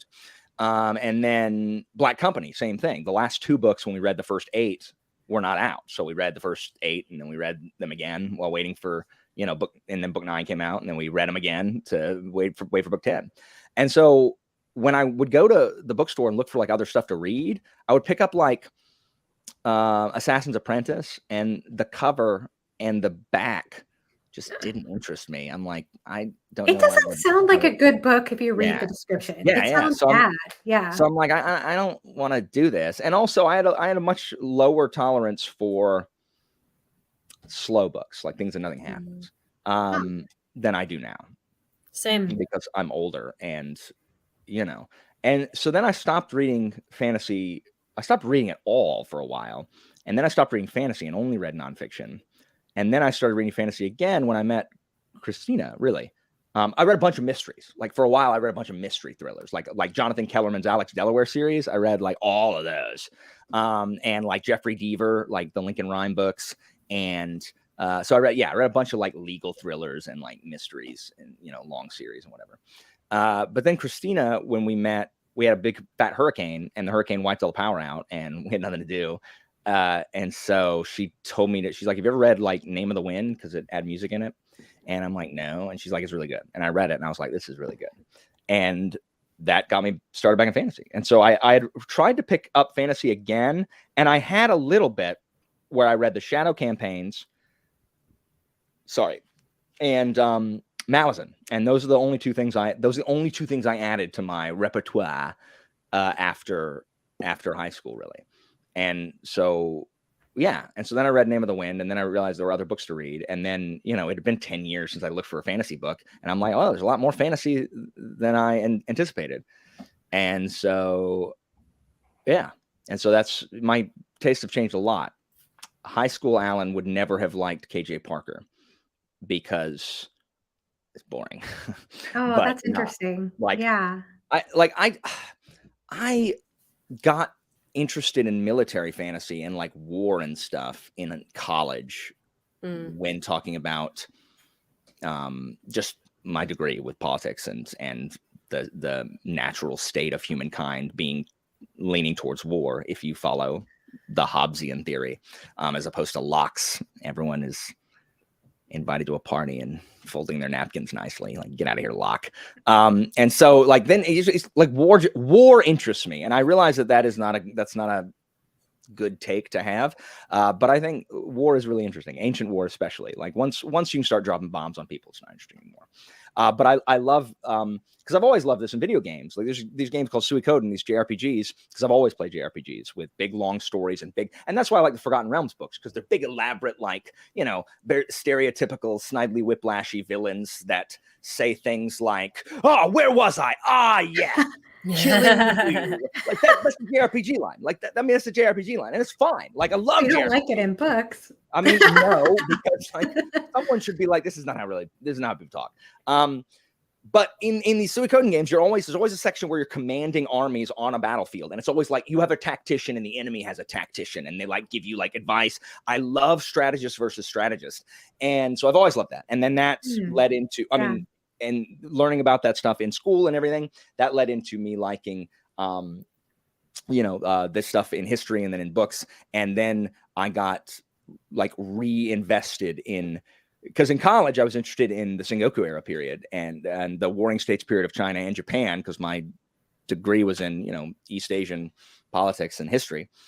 And then when I started teaching Latin, I got reinvigorated into the Greeks and the Romans. And so that's just kind of all defined it. And so war is fascinating to me, not just the combat stuff, but what goes into it, like the logistics. Like war is an all-consuming business. Like it is all-consuming. Like it can, the economic, social, political effects of conflict are really, really interesting to me. So, and that's why I love KJ Parker so much, is because so much of his stuff goes into the behind the scenes of politics or conflict, like running an economy or running a supply line or things like that. And so I just really, really enjoy that. Really? So with that, which book would you recommend to start with again for KJ? Well, I mean, the folding knife. I would start with the folding knife because it's yeah. I'd start the folding knife because it's all about running a government and a bank, which who cares except that I care. And then the company is all about how it's Farmville, but like in real life. Like, how do you actually set up a colony? It's SimCity. How do you like what goes into like colonizing an island? And then Savages is about, here is how you make 1 million arrows for a war with people who you have to shoot arrows at. And I'm just like, why is there 3 pages about making arrows? But it's so interesting. Like, but that is interesting in a way. Yeah. So, it kind of adds some realism to yeah, war. it's I don't know. It's just fascinating. And so I like military fantasy a lot because I like conflict. Like I like seeing how conflict is dealt with. And I love one genius baiting another genius into a trap. It's the Princess Bride. Like, or is it a double blind? Do you know that I know that you're gonna put the poison in my drink or whatever? And it's like conceivable. Yeah. So yeah. So that's why it's interesting to me. Is I just like I like mental battles versus other mental battles, and that's why I like the Napoleonic era. Like Napoleon was a brilliant general, and he would have won, except that he came up against another brilliant and incredibly lucky general in Arthur Wellesley, and the timeliness of these things that happen, and the fact that history could have done a complete 180 if certain things had happened. If the Persians had listened to their Greek mercenary commander, Alexander would have never made it past Turkey, and he'd be Alexander the Mid. No one would know anything about him. But they didn't listen to him because they're racist. And so many opportunities where history could have gone a completely different direction, on the backs of commanders being bold or making anyway. I'm talking to death. Nobody cares. But my tastes have changed a lot in that, and I can also tolerate a lot of like slower stuff. And so that's when books like Long Press Quartet get me, where I like humans being portrayed as humans. Yeah. I mean, I like elevated stuff too. Like I just finished Blade itself, right? When people say, "Oh, characters are so great," those are not real people. Like, there's nothing in that book that is like, "Oh, these are real people." No, they're not. But they have the illusion of real people, like a really good stage performance. Like, it feels like I'm watching a Shakespeare play. So they are excellent characters, but they're not real. Like they don't feel like real, like a real person in a specific I'm okay situation. with that. I'm personally okay with that. Oh, I am too. I am too. Yeah. They behave like humans do. Yeah. But like, it's not like in Long Press Quartet where Leah is a teenager and I hate her because every decision she makes is exactly like one of my idiot students. Yeah. Like, it's just, they're completely different, but both excellent characterization. So I do like that kind of elevated style as well. Like, I don't know, interesting characters. Yeah, if there's one thing I've learned about myself, it's that I don't need every book to have the same approach to characterization. Exactly. I agree. Or to any one feature, actually. If every character was like hyper realistic, it'd be a snooze fest. Like a snooze fest. If I want hyper realistic characters, I read Daniel Abraham and I read Stephen King. Like, those are like who I go to for. These are real people. That's a really interesting comparison. I mean, Stephen King does. Like, yeah, no, I agree. So that's what I go for. Otherwise, I'm like, you're a hero. Like, I don't want to just see me. Like, don't have me schlubbing around. If you get that, you have Senlin, like, who everyone gets mad at because he doesn't do anything in his books. I'm like, what do you want him to do? He's a school teacher. Like, he has no powers. Like, he can't do anything.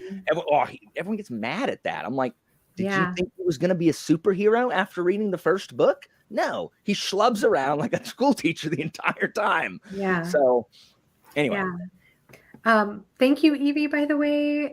She says, and definitely says, I loved your video, Juan, about flow, and definitely giving the book the time it's calling for. Yeah, absolutely. In regards to reading speed necessities. That's a real pressure for sure. Having to read so many books and get through the TBR, and then suddenly you're not really immersed in the book that you're with. It's definitely something that I've wanted to pay more attention to myself. Yeah, absolutely. You don't have to force it. And I think that's important, especially for books like LPQ. I think they do probably, I'm going to assume that that's a story that will require you to take your time with and to give it its due course rather than trying to push through it or fight through the experience. Hopefully nobody's doing that with any sort of book. Yeah, interesting. A lot about sword, bows, and armor. I want to read. That's the first of Parker's trilogies. I've never read any of his trilogies, though we're starting the Engineer trilogy in October. But I've never read any of his trilogies. But that right there is why I want to read his stuff. That is hilarious. The Weight of Armor as a book title. I love that. Yeah. That's right. Beowulf managed. That's awesome. Yeah, that reminds me that battle should be audibly traumatic too. So much smashing metal. Yeah, I think is that something that KJ Parker goes over, the aftermath of war as well? Oh yes, like yes, 100%. Like how only in how war ruins economies and ruins people's lives. Yes, that's the folding knife. Actually, the folding knife is there's several large scale conflicts and how that could just like change everything. I mean, there can be a faction on the rise to power, and then there's a war that goes well or doesn't go well, and then all of a sudden, guess what? Regime change. So, yeah, that sounds really interesting. Then I might have to check that out. I'm almost happy Alan hasn't read Hob yet. I'm really curious about Hob when you get to it. Actually, I do think the character work in Hob's books is very, very good. That's what I hear. People are torn on whether or not I'm going to like it, just like people were torn on whether or not I was going to like Abercrombie. I had instantly given, before they were hanged, I instantly like it. I'm just going to go ahead and give it 5 stars because all I did was look at it's a quote I'd never seen before. We should forgive our enemies, but not before they are hanged. And I'm literally going to put that in my email signature for work. Yeah, he's amazing. He's an amazing writer. He didn't write that. He quoted it. Oh, he quoted it. No, he does use quotes at the beginning of every section in his book. I'd never heard that quote before, and I'm like, that's an excellent quote. I know that Andrew Jackson said his 2 regrets from being president was that he didn't hang like John Jay and that he didn't shoot Henry Clay or something like that. It was his vice president and the head of the Supreme Court at the time. His only regrets was that he didn't murder them while he was in office. And that checks out for a guy who loved dueling more than Hmm. anything. He fought like Hmm. 11 duels, and he would let people shoot Mhm. first Oh, wow. because he was that insane. Yeah. I'm really curious to hear what you're going to think of Before They Are Hanged, Alan. So Tori, and you recently finished Before They Are Hanged, Yep. and you're going to be reading the last book this month, right? Yeah, so I'm planning on doing my vlog for Last Argument of Kings. I will be starting it as soon as I don't sound like I have the plague. But I had a similar experience where I enjoyed the blade itself enough that I was like, yeah, I'm definitely going to keep going. And then within the first probably 2 to 3 chapters of Before They Are Hanged, I knew immediately. I was like, unless something goes wildly south, this is going to be a 5-star read for me. There were definitely some things in the book that I could have done without. Mm-hmm. But I think part of it too was, people often talk about how First Law really doesn't have much in the way of plot, which is true. But it also, I think in book 2, you are familiar with the characters enough now that I think you kind of settle into that a little bit easier, because you don't have that kind of first book, like understanding what's going on and figuring out the writing style. So I knew right away the opening of book 2. I was like, yep, this is exactly where he needed to start this for me to just be pulled right back The in. book is significantly better once the storylines converge. Yeah. Like I was having a rough time, but then when 2 characters got in the same location, I'm like, glory be and the saints be praised. Oh, And man. I was so much more invested. That Like- is one of my favorite parts of any book ever in multi-POV is when the characters meet. And I Yes. love Definitely that. And I agree. get Yes. really angry if it takes too long. I'm like, no, like, why are we not meeting? Ah. I get what people are saying about like, I mean, they got a box, like there's a heavy box, and and who cares about Pharaoh? Like nobody cares. And like I'm not gonna lie, I like Giselle.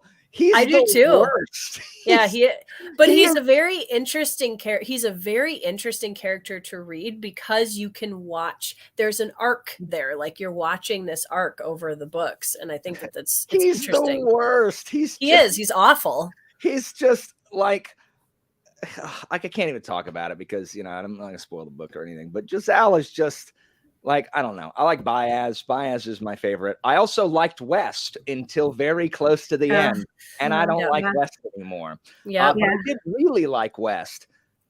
I don't like West anymore. Oh, man. You need to do a vlog too. And so, yeah, I love Baez. I love Logan. What is a city? Oh, look. Yep. They wash their hands. Oh, what is this food? What is this? A fork? Oh, what a strange tool. He's so dumb. And what else? Who else do I like? I like Severard. I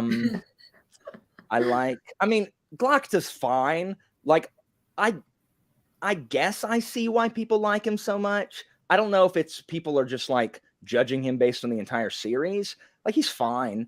He has the most italic dialogue I learned when I read the last 150 pages like this instead of listening to it. Like, Glocta's fine. I do like Glocta. I don't know what everybody's like. I don't know everyone's thirst for him is. I don't understand that. Like, everyone's like, oh my God, I love Glocta. I'm like, I mean, okay. I love Glocta, but not like that. And I do love Glocta. I'll be honest. Glocta's a great character. Yeah. I mean, he's But I fine. can't Like, I like him too. But I think Glocta also, like, his you've got, I mean, for me at least, there's a tiny little motley crew there, right? You've got Frost and Severard and Glocta, and the 3 of them together, just they make such a great trio. That's my Frost impression. Frost is awesome. And then I love, well, he didn't tell me, did he? Like, Severard is so, he's like, well, it's all right. What? Like, why? Sephiroth, They're why a do you great talk like that? trio. It makes me so happy. Was that Sephiroth's voice? Yeah, Was that it? Sephiroth was like, and then we went, and he didn't give us nothing. Like, why? Like, I'm like, why does Sephiroth talk like that? But I love it. Like, I always think of man. Sephiroth as not like that. But Stephen Dang. Pacey's like, all right. And I related to Logan so much when he got to Adua for the first time, the big city, and the way that he was just like, oh my gosh, there's people everywhere. And it's like, because I went to New York when I was 21, and as a like wide open spaces farm girl, I related to Logan very heavily in that scene because I was very much the same in New York City. It was like, why are there people everywhere? That's awesome. I don't think there are any characters in Philip's book that would match First Law character. I don't know. Am I wrong about that? I don't know. Oh, I like Archlector Solt also. I like Solt. Oh yeah. And I love Brother Longfoot. He just wants to point out interesting locales. Like, did you know that I have sailed many ships on many occasions? And over here, I have been to you would not believe it, sir. I've been to the ends of the earth. I love Brother Longfoot. He makes me happy. Oh He's my so goodness. I'm so excited you're reading. I'm so excited for both of you, honestly. I should be hopefully finishing the second trilogy, so the last First Law book. I hope this month. Man, The Wisdom of Crowds. I have to say, I'm loving this like second trilogy even more, though. It builds upon it, the first trilogy and the 3 standalones. It's brilliant. Abercrombie's a genius, in my opinion. Just love him. After reading Before They Are Hanged, I immediately bought the other 6 books outside of the first trilogy. Y'all are just going to make me not read the next book. Oh, no. All y'all are doing is making me not want to read Before They're Hanged. Why? Because your praise is too effusive. It's too much. Okay, it's bad. Well, I will say, reverse psychology doesn't work on me either. Like, I'm not a cartoon character. No, okay, so there are a couple of things to keep in mind with the First Law trilogy specifically. One is it does have a divisive ending of the 3rd book. So there are some people who are not as crazy about the ending. I personally loved it. And the other thing to keep in mind with the First Law books in general is that if you're somebody who wants a heroic character, or see like character growth, I don't know if this there is some of that. There is some of that, in fairness. That one of my favorite chapters in all of fantasy is in Before They Are Hanged. Oh. And I'll tell you which one. I'm not saying that people can't like it is. People can like whatever they want. It has nothing to do, whether I read it has nothing to do with other people. Like if people want to love anything, they can. But like you can't force me to then read it, because then you're making me behave a certain way while telling me I can't tell them to behave a certain way. Like, people can like what they want. I just might not read it. Like, it doesn't have anything to do with other people's enjoyment. Like, people can enjoy what they want. I'm not trying to steal people's love of something. I'm just saying that effusive praise makes me not want to read something. Because I can't be part of the crowd. I can't be. I'm that way, but not with my friends. Like, if my friends are incredibly like, this is so good, then I'm a lot more. If it's somebody who I trust, like, and they're good at recommendations and that kind of stuff, then I'm usually a little bit more okay. That book bumped up a little bit. Yeah. I didn't discover the First Law, so I can't be like well, I guess I'll join you guys in your popular pickleball match or whatever. I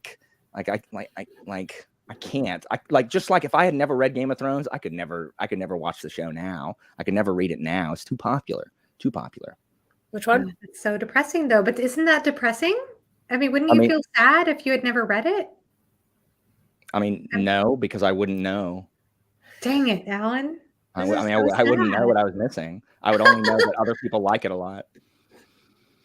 So you're not one of those believers who loved and no, loved. I just can't. I can't be one of them. I told you. Oh my gosh! I told you, Alan? Oh, I told you. Now let me talk. I see. Like back off of me, please. Like don't tell me what to do.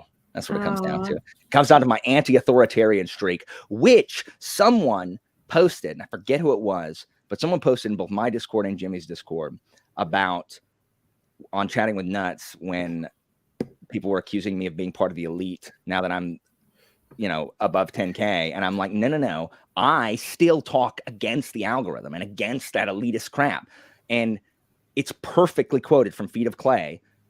Vimes, the patrician says to Vimes, you have an there's a certain anti-authoritarian streak in you. And he's like, sir. And he's like, it's weird that you keep that anti-authoritarian streak now that you are indeed the authority. And he's like, yeah, I mean, that's basically what it is. Like, I am anti-authoritarian even when I am in the position of authority. I am still anti-authoritarian. So it's my inner rebel. I have to rebel against, I don't know. Who knows at this point? It's the only meaning I find in life is toppling tyrants. Yeah. Well, I think that, I don't know. I think it just makes me sad. It just makes me sad in a way because I'm like, there are so many good books though that you probably would love and you would have different perspectives on and add to the discussion on, and just to let like people's excitement dissuade you. I know. I never claimed it was reasonable. I'm not saying it's reasonable. Like, I know how unreasonable a human being I am. I am well aware. I can't do anything about it. Like, I can't. I wish that I could be different than I am. I don't know how. Like, I don't know how to not have stuff bother me. Well, one thing that I am happy about, though, Alan, is that that you did read John Williams before it exploded in this corner of BookTube. Maybe part of the reason it exploded in this corner of BookTube, honestly. That is true. And the thing is, I didn't discover John Williams, but I hadn't heard everybody talking about him before we read it. And so that's okay. Like, that's okay. I don't have to be first to market. You know what I mean? But like, I don't like feeling like I'm last to market, because then it's like, well, I mean, maybe. Yeah. It's like someone who finally watched Iron Man for the first time, like today. Like, hey, I'm glad you joined the MCU, 20 years too late. Though with the way the MCU is going right now, that's probably okay, because no one watches Marvel movies anymore. Yeah. Well, that actually would include me, honestly. I don't really watch any movie though, so I don't know if I count for that. Yeah. Tori, so you loved Augustus, and I did. What did you think of John Williams's prose? Was it his prose? Was it the character? What was it about it specifically that you thought was so masterful? I think it kind of falls into that category with, Erickson and what I'm seeing Abraham do in Long Price Quartet, where there's such a deep understanding of human nature in how he portrays these characters, and the use of the way, like, I'm very skeptical of epistolary format typically, because it can be done where it just kind of feels like the author was not wanting to like have to do all of the work to, world build as much and all of those kind of things. But that is always going to be my standard now for using epistolary format in a way that is just way up. A brilliant exploration of character and like the build up to the ending. And I think it works so well too, because Augustus is this, mythical character almost, even though he's a real life human being, but he's that untouchable, right? Like we talked about before, to the people are in his life. And so the fact that we're getting the way the book is written also puts him on that pedestal where we're being shown things around him enough that he starts to feel like this kind of, inhuman mythological character that isn't really human until the end. And then it's so brilliantly set up in the story structure, I think. That's a beautiful way to put it, because it is like I know I've heard you in a different discussion talk about the archetype of the mythic hero, and I thought it was so cool to bring that archetype up into, I think it was the Shogun discussion. But in this particular context, we're getting the mythic hero in a way because of all these other perspectives, reading all these different letters. And at the same time, because we get Augustus's perspective at the end, it grounds it down and Yes. hammers it in, and It's so just gives you all brilliant. the emotions. It is. And the prose is so, it's not dense, but it's so effortlessly beautiful to read. Yeah. I would say that his prose in that particular book, in contrast to the other two books I've read by him, is it's very accessible. Like you said, it's easy to read. Yeah. And at the same time, it's very formal, like very, Yes. very formal. Yeah.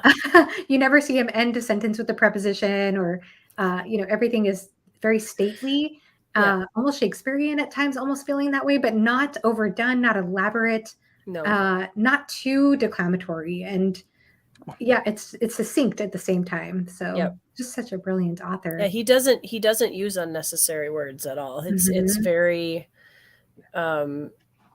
it's very concise, but it's also beautiful in the way that he puts it down. Like I was really impressed by that.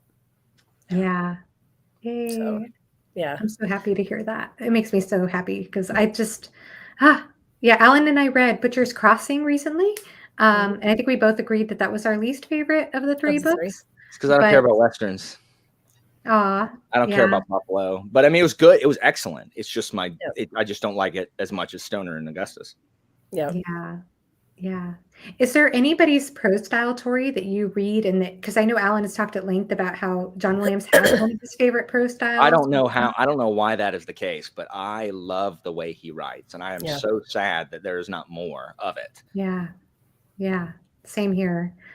Is there any one particular author's prose that you read, or maybe a couple of different authors that you read and you think, I wish I had that kind of style, like that specific style, or could emulate something similar?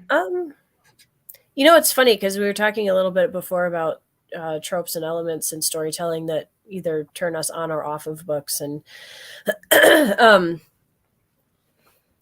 for me, two of the things that kind of exist in the story that don't really sway me as much either way, and I think part of it is I can recognize when prose is well done, but it doesn't necessarily make or break a book for me. Because I love, just two of my favorite fantasy series of all time are a great example of this. I love Red Rising, which is incredibly basic, straightforward action, like the prose is not like elevated, I guess, if you want to look at it that way. And then you put Malazan next to it, and it's worded in a lot of the Malazan prose is much more intricate and like the way that he describes things and all that kind of stuff. So you have these two very different styles, and I love them both for very different reasons.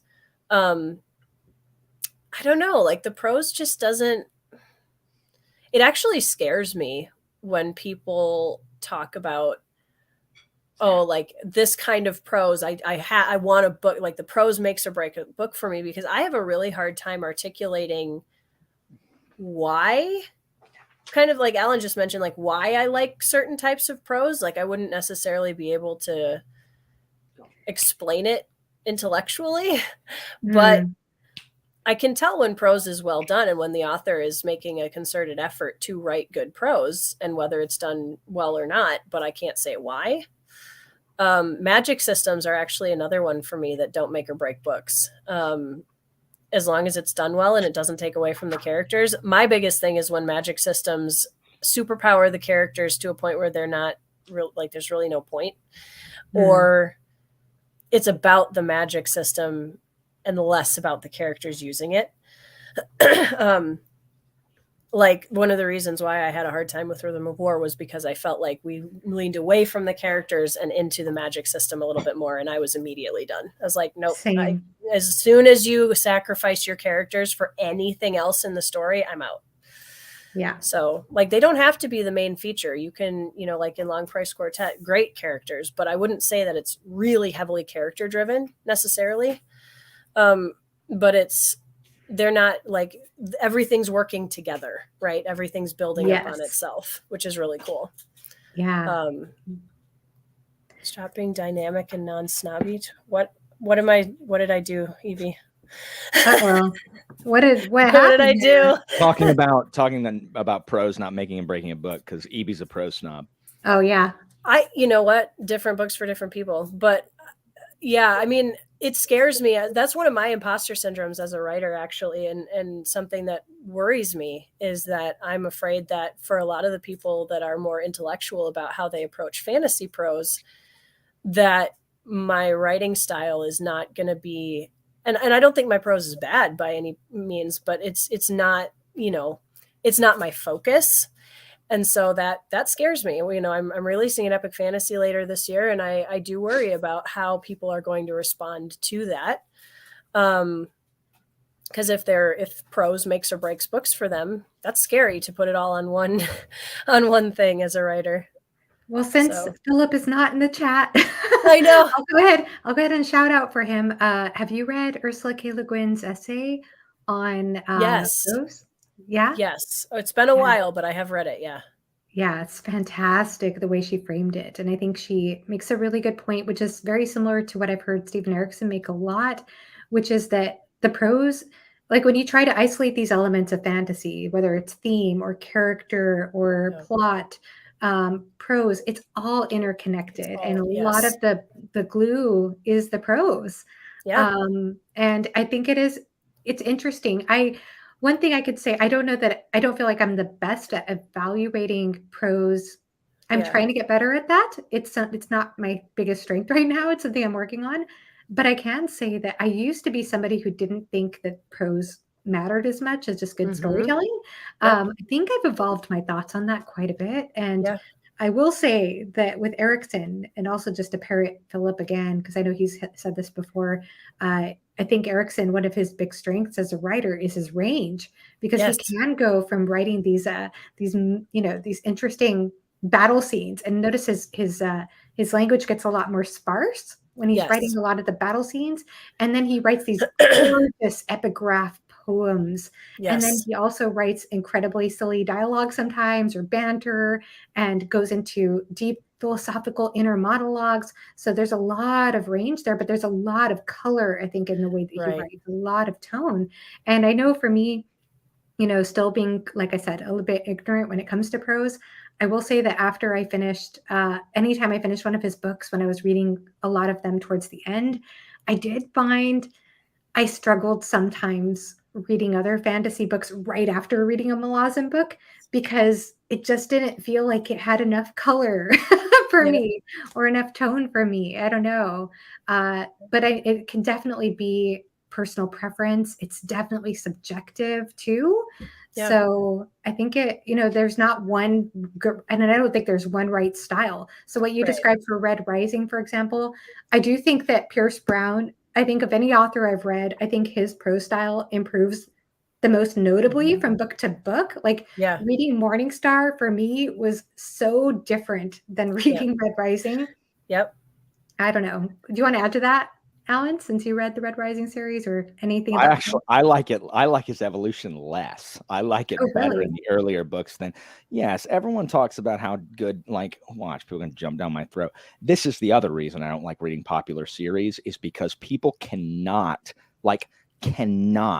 contain their jump down your throat urges.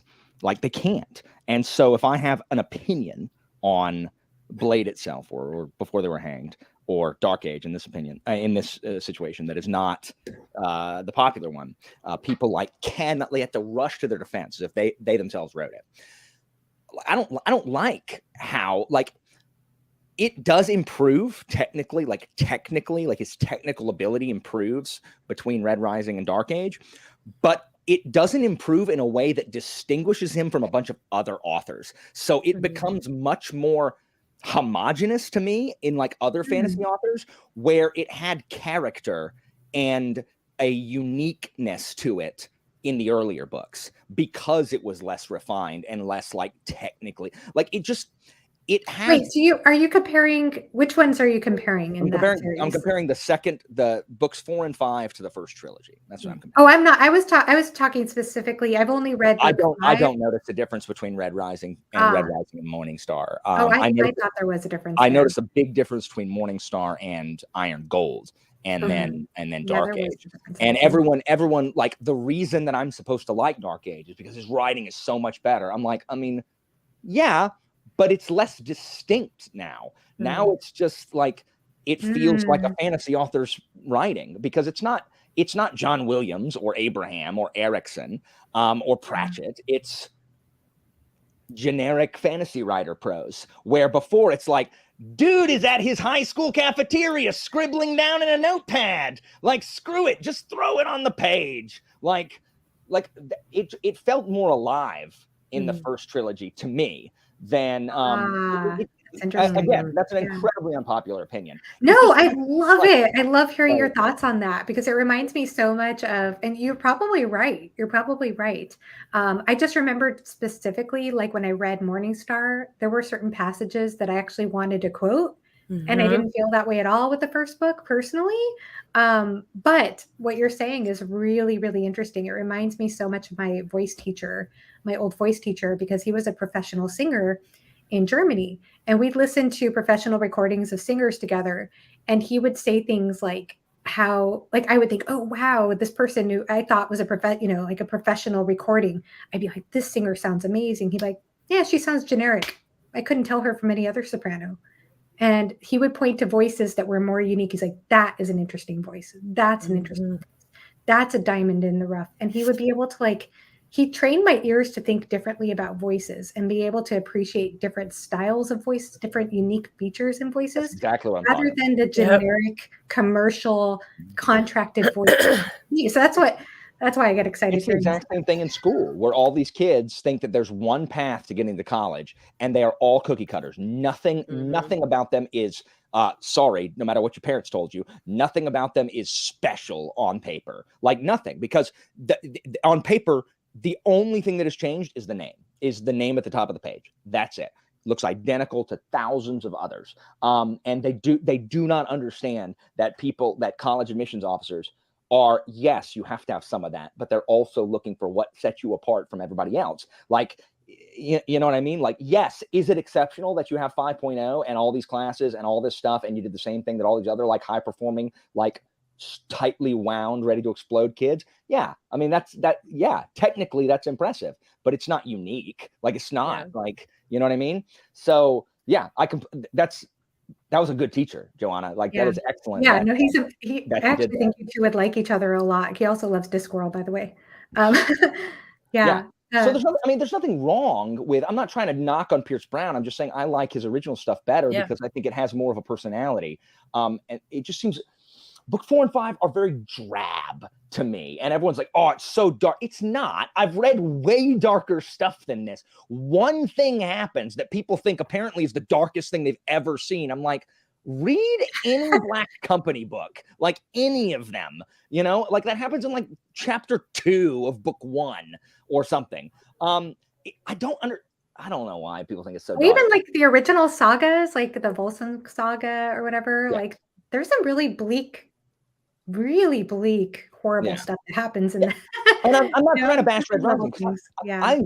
I enjoy Red Rising. It's like, there's a lot of exciting stuff that happens, but as far as like, I don't think his prose is the reason that I should like Dark Age more.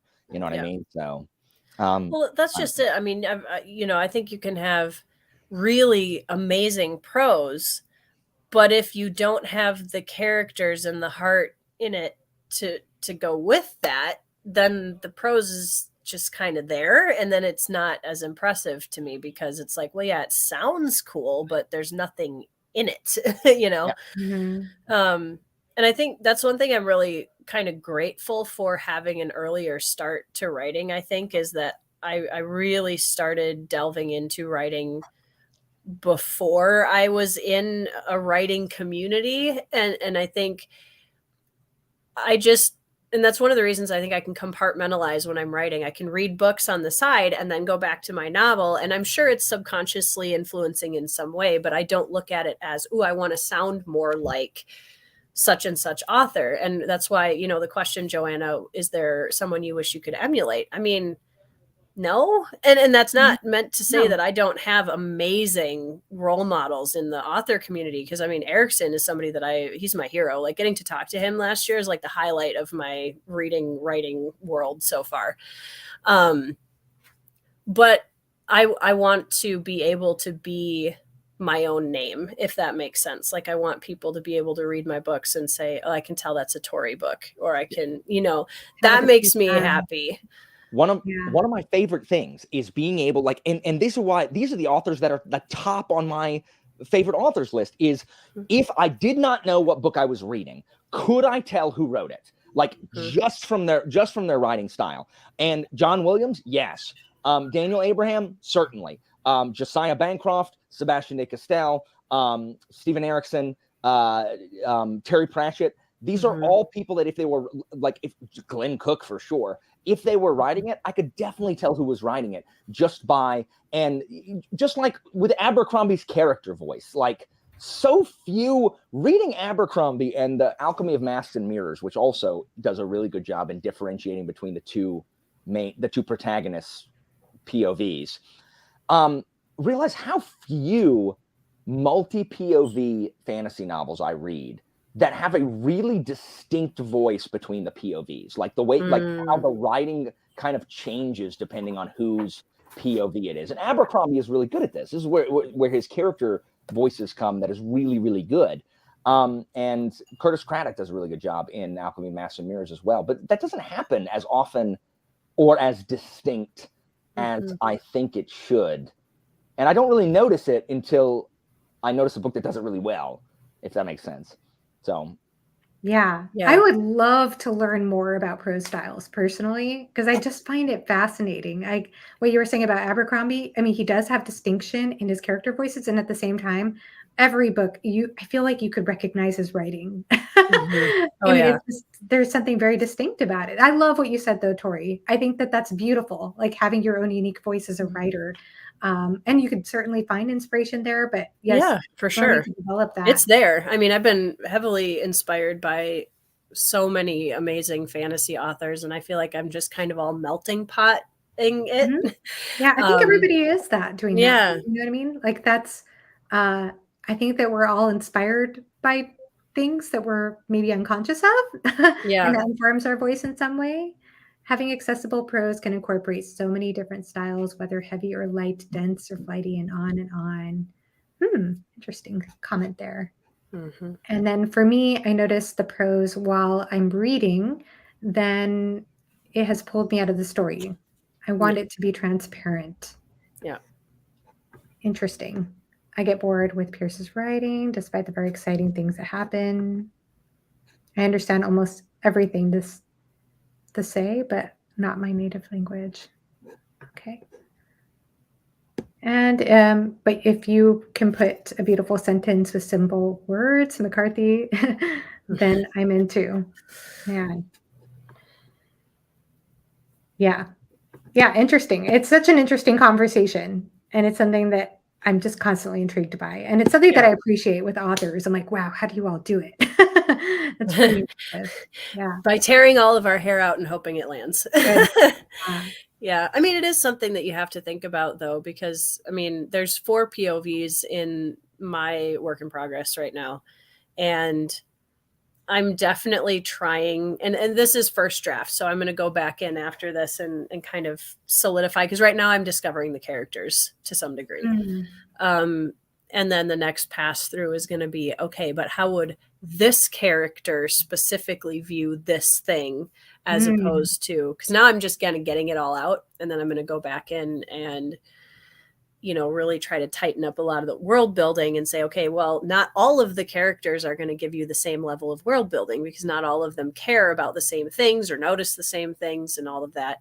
So how do we show that between the different characters and their own personal experiences coming in? Like I have a tribal character that's going to be coming into this palace in the end of book 1. And the way she's going to look at it is going to be very different than the person who owns it would look at it, because she's coming from a completely different world. And to her, the idea of living in stone houses feels very claustrophobic and very, And that's just, as an author, you have to really know your characters and know, okay, what would this character notice and feel about whatever environment they're in. That is one of my favorite techniques in writing. Like one of my Mm. favorite things to notice as a reader is because I love something I've grown to love more and more as a reader is atmosphere and setting, Mm. and just feeling really immersed in the world. And I'm somebody who very much visualizes what I read.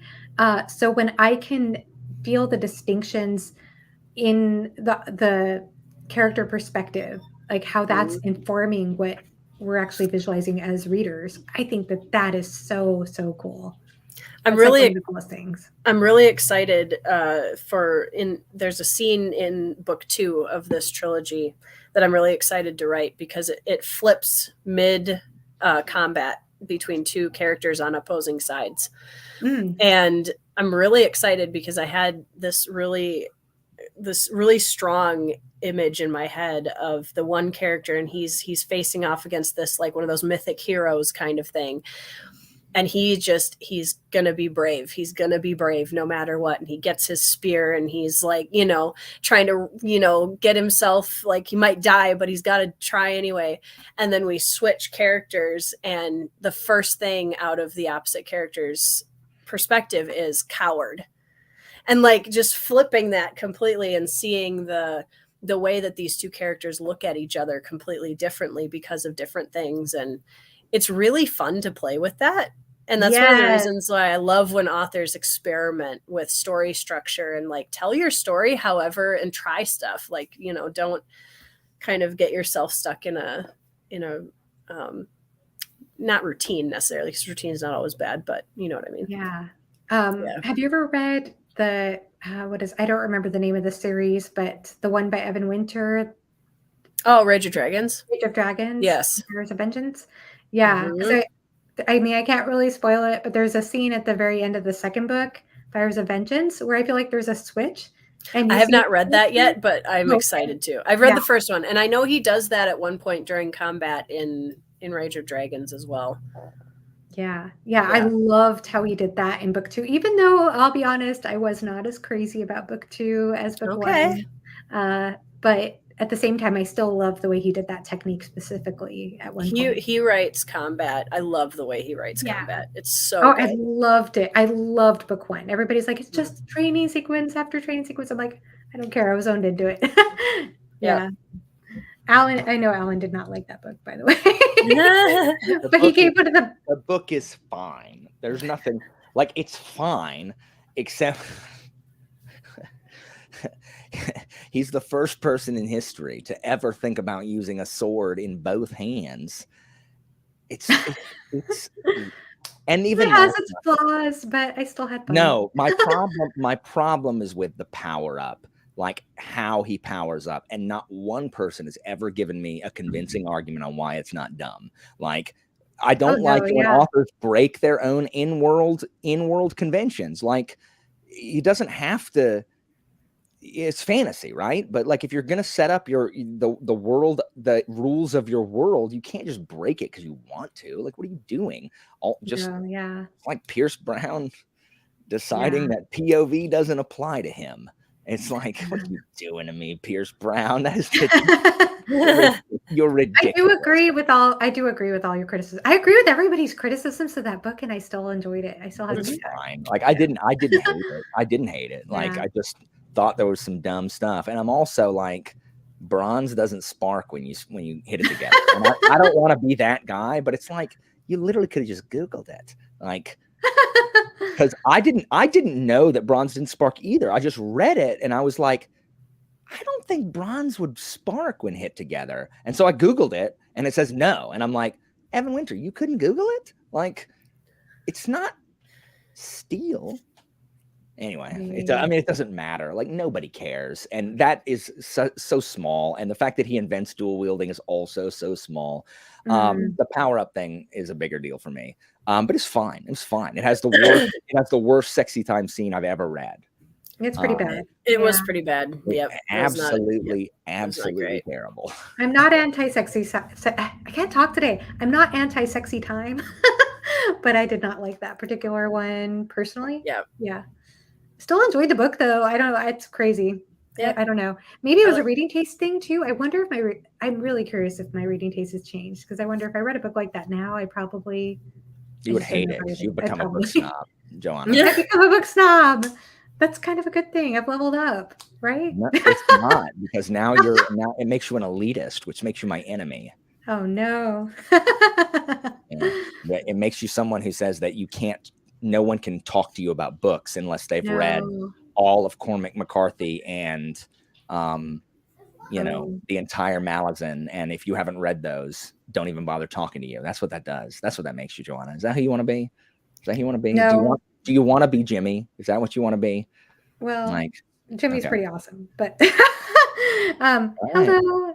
You and Jimmy and Andrew. Philip Pace can have y'all's tea parties where y'all sit around and I have actually dinner. think so. The way that I see the journey with books and the elitist thing, it's very so. When I was into music, when I studied music, and one of my mentors, he went to Juilliard, and he was an incredible violinist, owned a Stradivarius, and he told me at one time, because he had worked. Who did he work with? He worked with a lot of famous people. Like he met Itzhak Perlman. I can't remember some other famous people that he played with. And he told me, he said, here's the secret. He's like, the people who are at the top are the most humble. He's like, remember that. So if you see people who seem like they're better than you and are, in positions of authority, and they act elitist, they're not at the top. They're not at the top. And I'm sure there are exceptions to that. I'm sure there are people who are virtuosos at their craft who are still, have an elitist attitude and everything. But it always stuck with me. And I have found that, at least in my progression with music, and not saying I'm a great music, I mean, I'm not a professional, okay? But I have studied it for a long time. And I did notice that there was a time when I was studying music a lot and listening to tons of music that I did find myself getting snobbier and snobbier. And so I'd hear something on the radio and I'd be like, oh my gosh, how could people listen to that? And one day I had Embrace it. yeah, I did. And then I had a friend who was a percussionist and brilliant percussionist. And he's like, that's totally snobby. That person's a good musician, it's just different. And Yep. he called me out, and I was horrified that he insulted me that way. But I thought about him like, you know what? He's right. And I started to try to reframe the way I started to see music. And I realized, no, there's talent here. Like, it's just different. Yeah. It's a different context. And I think that like spoke to me in my teaching too. And as I grew as a musician, I'm like learning to be more open-minded to different types of styles, different types of music, even being open-minded to pop music. And then I had that mentor I was telling you about. He said, good singing is good singing. It doesn't matter what genre, And so I really started to learn that. And I feel like when it comes to reading fantasy, I think there's a progression. When you start reading more books and more books, you might after a while feel like, oh, this isn't as good as that. And maybe that's going to be something you go through. But I think there can come a time when you start to open your mind more and start to realize, okay, there's different types of storytelling. Yep. This is different. And just because something has more accessible prose doesn't mean it's bad prose, or just because something has more flowery prose doesn't mean it's bad prose. There's just different styles that work for different things. So I try to be open-minded to that. We try to pretend like we're not in the mood for different things at different times too. Like, I mean, if I had tried to read Shogun 2 years ago, I would not have had the experience that I had with it this year, because I was in a completely different brain space for books. And I needed to have more of that foundation before recognizing it for what it is and just going into it. And that's something I feel like BookTube has actually helped me with, is going into things and learning how to just not expect them to be something they're not. Like I don't go into Red Rising expecting it to be Janny Wirtz or vice versa. Like, and that's two very extreme examples, just because I think people too often try to project, well, I want another X book, so I'm going to go into this book. And if it's not that book that I love, or book that is like my favorite, it's not a good book, or I didn't like it. And I think that does a disservice both to the reader and the book. Yes, absolutely agree with you on that. Yeah. Sorry, did that help, Alan? Or do you think I'm an elitist still? That's fine if you think that. Oh yeah, you definitely are. You definitely are. Dang Just it. look at who you do all your videos with. Like You? Guilty by association. every collab is. Don't act like I'm in this all the time, Joanna. Don't act like I am. It's Philip and Jimmy. Y'all know. I know. That's I know. not true. It That's is. not true. It is. It is. It is. Joanna, Why- if it makes why- you feel better, he told everyone on the internet that I hated Shogun before. Yeah, and then y'all missed the Right. amazing. Y'all missed the amazing, thrilling, and educational saga that is Taipan that I I'm just finished. sorry. And I haven't missed it. I haven't missed it. I just wish haven't could read it talk yet. to talked about it with somebody. Oh wait, I can't. Except Kyle and Josh, who I'll talk to it about next week. But yeah. So, but keep reading all of Cormac McCarthy with Jimmy, Joanna, and please let me know when you've read the Long Price Quartet that I've been talking about for 2 years. But by all means, make an impromptu buddy read out of nowhere next time you're in a discussion with people online. And y'all wonder why I feel so offended all the time. This is why. This is why. Because y'all talk to somebody and then y'all be like, I'm going to read that right now. And I'm like, hey, what if y'all read this thing that I'm also reading that I would like people to talk about? You're like, I can't. I don't have time. I got to read. I've got to Alan, read. I I've can't got to tell leave space you for impromptu buddy reads. the number of that I invent people on streams. The number of people that I would commit to a 1,200-page book buddy read with is very short. Yes. So, and also, no, it ain't 1,200 pages. It's 4 books over 4 months. It's 300 pages. That's it. Oh, you're talking about Shogun. I'm talking about Shogun. Yeah. Shogun. Also over 3 months. Yeah, and we but both read Augustus because of you. I buddy read Augustus with you. And Butcher's Crossing. You would have read Augustus anyway. You already like Stoner. Don't act like it's me. You would have read I would never have read Augustus. No, you wouldn't have. Joanna would have. Joanna's in more trouble. I didn't even know about it until you brought it up. You didn't know? I asked it. And then I begged you, can I buddy read this with you? Okay. And you were like, all right. The problem is that the trump card I have and the ace up my sleeve will always be, what about Long Press Quartet, Joanna? You can't act like I've never talked about it and that you weren't aware of my love for it, Joanna. Even Philip, even Jimmy has read Long Price Quartet, Joanna. Also, Gasp. And they didn't buddy read it with me. They didn't invite me. How dare I would hazard to point out too, though, that I desperately want people to read the books that I love, but I don't want them to read them at the wrong time. So like if somebody, like for example, I put Taipan down because I started reading it at a moment in May when I hit severe reading burnout. And I was like, I can't do this because if I read it, I will hate it. And it's not the book's fault. I'm just going to hate it because it's a book. And like, I need something else. So I want to be able to read things when, like Long Price, I've been waiting for 6 months to read this book. I am so excited. I was so excited to start that this month. And it was the perfect time for me to pick it up. So yeah. And I actually have been feeling it too. It's been kind of calling it. So I've recently decided I explained this in my last video, that I've decided that I'm going to start anthropomorphizing my books and letting them tell me when they want me to pick them up, unless I'm in a committed buddy read, and then I can't help it. But I know so many people who I talk to who are like, yeah, I'm sorry, I can't get to that because I have my TBR set for the next like 18 months. And I'm like, I would go bonkers if I wasn't able to just randomly pick stuff. I don't understand. That's amazing that works for people. I would quit reading. That would drive me nuts. It's interesting because last year I did follow certain TBR plans, but last year, unlike this year, I feel like this year I'd been much more committed to buddy reads and read-alongs. But last year I was semi-committed to certain read-alongs and reading plans, but I did allow myself to spontaneously pick up books throughout the year last year. And when I did my top 10 list at the end of the year, a lot of those books were on that list, which were spontaneous books I picked up, like Stoner, for example.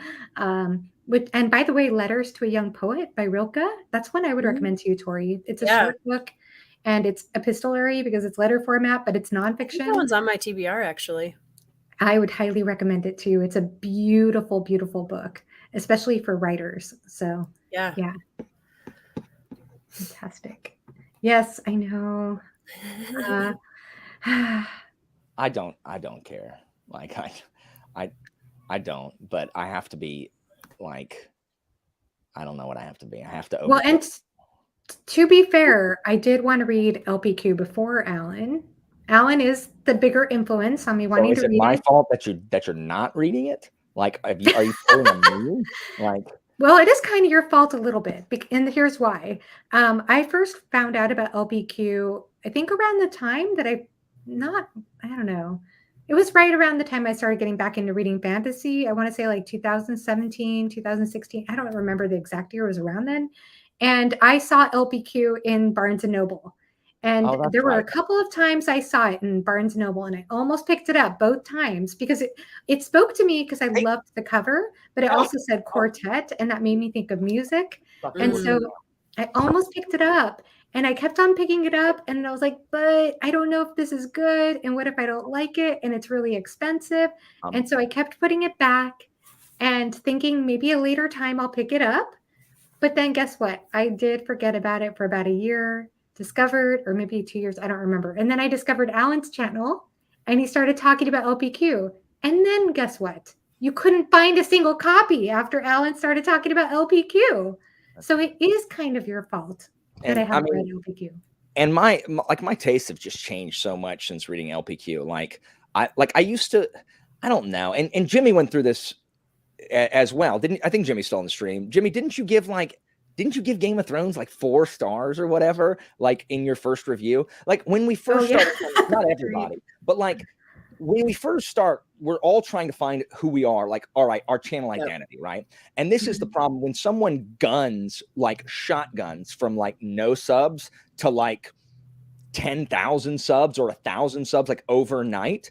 It's too fast because then you start like becoming obsessed with like the numbers and everything, because that's what it's about. You did not have time to find out like what your identity is. So I've seen that has happened in the last 3 years more than one time. Like I've seen more than one person like skyrocket and then burn out because I've seen that like happen a lot. because you made it on one thing that went viral, and all you're doing is trying to recreate that and getting pissed off when it doesn't happen because you haven't discovered who you are as a channel. Like that first 1,000, that's like, I mean, maybe it's easier to get 1,000. I don't know if it is now or not, but yeah, exactly, Jimmy. That's what I'm talking about. Like you kind of pay your dues earning that first 1,000, trying to figure out what kind of channel you are. And you know, some things work, some things don't. So you know, I used to be more like, I guess, more critical with the star rating. And now I'm like, you know what, screw it. Like, I really like this book. It's 5 stars, and it's 5 stars in the moment. Now, I very frequently go back a couple months hence, I will go back, and in my spreadsheet, I don't post retractions. I'm not the New York Times, but in my spreadsheet, I do. in my spreadsheet, I'll go back and I'll change something that I said was 5 stars. Because at the time it was, but I haven't really thought about that book in 2 months. So that's not really the lingering 5 stars for me. So I'll lower it to like 4.5 or 4 or something like that. So, but I don't care. Like, I don't care that that's not the most objective thing around. I don't care that, oh, you can't trust Alan's reviews because what's it based on? It's based on if I like the dang thing. It's based on how much did I like it when I read it. How much did I like it when I read it? That's what it's based on, guys. That's what it's based on. If you need something else, if you need a hardcore criteria, go find someone who will give you a rubric. But you know what? I'm not going to do that. I'm not going to give you a rubric. I'm going to tell you if I enjoyed it, and I'm going to tell you all the stuff I liked about it. Because there's this, when people talk about like, oh, you just hate like no star ratings because like it just doesn't tell you anything. Who is just giving something a star rating and then moving on? I don't know who these people are. There are people, I've seen people do that. That just put 3 stars and move on. Say nothing about it. Well, they'll say this book was okay. It was meh. I'm giving it 3 stars. I've seen people do that. I have not seen that, but if you have, I get it. I do get it. That does happen. I don't experience that, or maybe I just like it doesn't register. But you're right. You're right that the majority of people don't do that. Yeah, you give a rating and then you tell what. Though to be fair, Joanna, I've almost had it with star ratings. Like I've almost had it. Like I'm reaching done mass to where it's just like, you know what? The problem is I got you 5-star strumpet. I lose too much of my identity if I get rid of it. but yeah, like I don't have objective criteria. Just like I don't talk about things with the same academic language as, say, Philip does. Like, y'all want to watch something funny? Follow Philip's channel as Professor No Stars has to judge Spiffbo and assign a rating. I know. I don't understand how that works, Philip. I still want to know be more about it. It's going to be like watching someone like actually hate themselves. He's going to have to be like, and I give this 8 out of 10. And then, like Bledla, he goes and takes his shirt off and hits himself with the cat of nine tails as penance. That's awesome. But yeah, like I mean, I don't know. Sometimes it changes. Like sometimes I'll change. I'll lower my rating. But I don't know how I started on this. But how on earth did this start? I don't know. It's because I don't know how we got into star ratings. It's because but for those who don't know, Alan, Long Price Quartet. So bringing it back is I originally gave it like I gave the original one like I erased it later, but I'm like I give it 3.5 stars. Are you kidding? It's one of my favorite. Like get out of here. Like get out of here. It's 5 stars. Yeah. Shut up. It's 5-star book. Because I'm trying to be more like I don't do that anymore. I don't like Jimmy comparing Game of Thrones to screw that. Like screw that. It's 5 stars. Like we don't. Yeah. And I think a lot of us do that to start with, or you have the people who try to carve out a niche by trashing really popular books. Like that's where they're gonna go to, like, because that's gonna bring traffic or whatever. So it's not the right kind of traffic. No, it's not. But so a lot of that stuff, like my favorite kind of traffic is the stuff that you get by trashing other people who do this. Like, yeah. Well, I cannot do star ratings. I know we've had this conversation before, though. For those who don't know, Alan has named me in his Discord, Joanna, who hates star ratings. That is in fact the name. And I did that mostly because, and I have nothing against people who rate books. And if you have fun doing it, please do it. I think that that's the most important thing personally. For me, I was not having fun doing it. And I found that when I was reading a book, my brain was constantly like, is this a 3-star or a 4-star? Or is it a 5-star? And it hurt my brain. And especially reading Malazan, especially Reaper's Gale, and even Toll the Hounds, like those books, they almost break my brain to try to reduce to a star. Like I cannot do it. I just can't do it. Yeah. Well, that like I used to flagellate myself over that too. And I've started rating things like within series. Like I don't think Ships from the West is a 2-star book, but it's certainly 2 stars compared to the other books in the series. Like I'm like, I hated this book so much compared to every other book in this. So I'm rating it comparatively. And is that the right tack? Probably not. But I'm over stressing out over what I'm giving a rating. Boom. This is what I feel like I'm giving it. Boom. 5-star. You know what? Like if I'm even torn, I'm like, it's not a 5-star. Like if I'm just sitting there like, okay, it's not 5-star. Boom. Well, it's 4.5. That's why it can change though too, because I know books that have now proved they've stood the test of time for me. Where it might have been a 4-star book at the time that I read it, but years later, that's still a comfort read, and I still go back to it. Then it goes up to a 5-star because I'm like, okay, I still love this book, and it doesn't change on a reread. I get so tired of star ratings on Goodreads, and I get anxious about what I'm going to rate them, because I also find myself like going to the quarters and halves stars, because it's hard to put everything in 5 categories of, you've got these 5-star ratings and everything falls into them. I think the out of 100 rubrics make more sense to me. I'm too lazy for that. So like trying to figure all that out would be a big mess, but I get why people do that, because it gives it gives you a broader range of explaining what you did and didn't like about the book.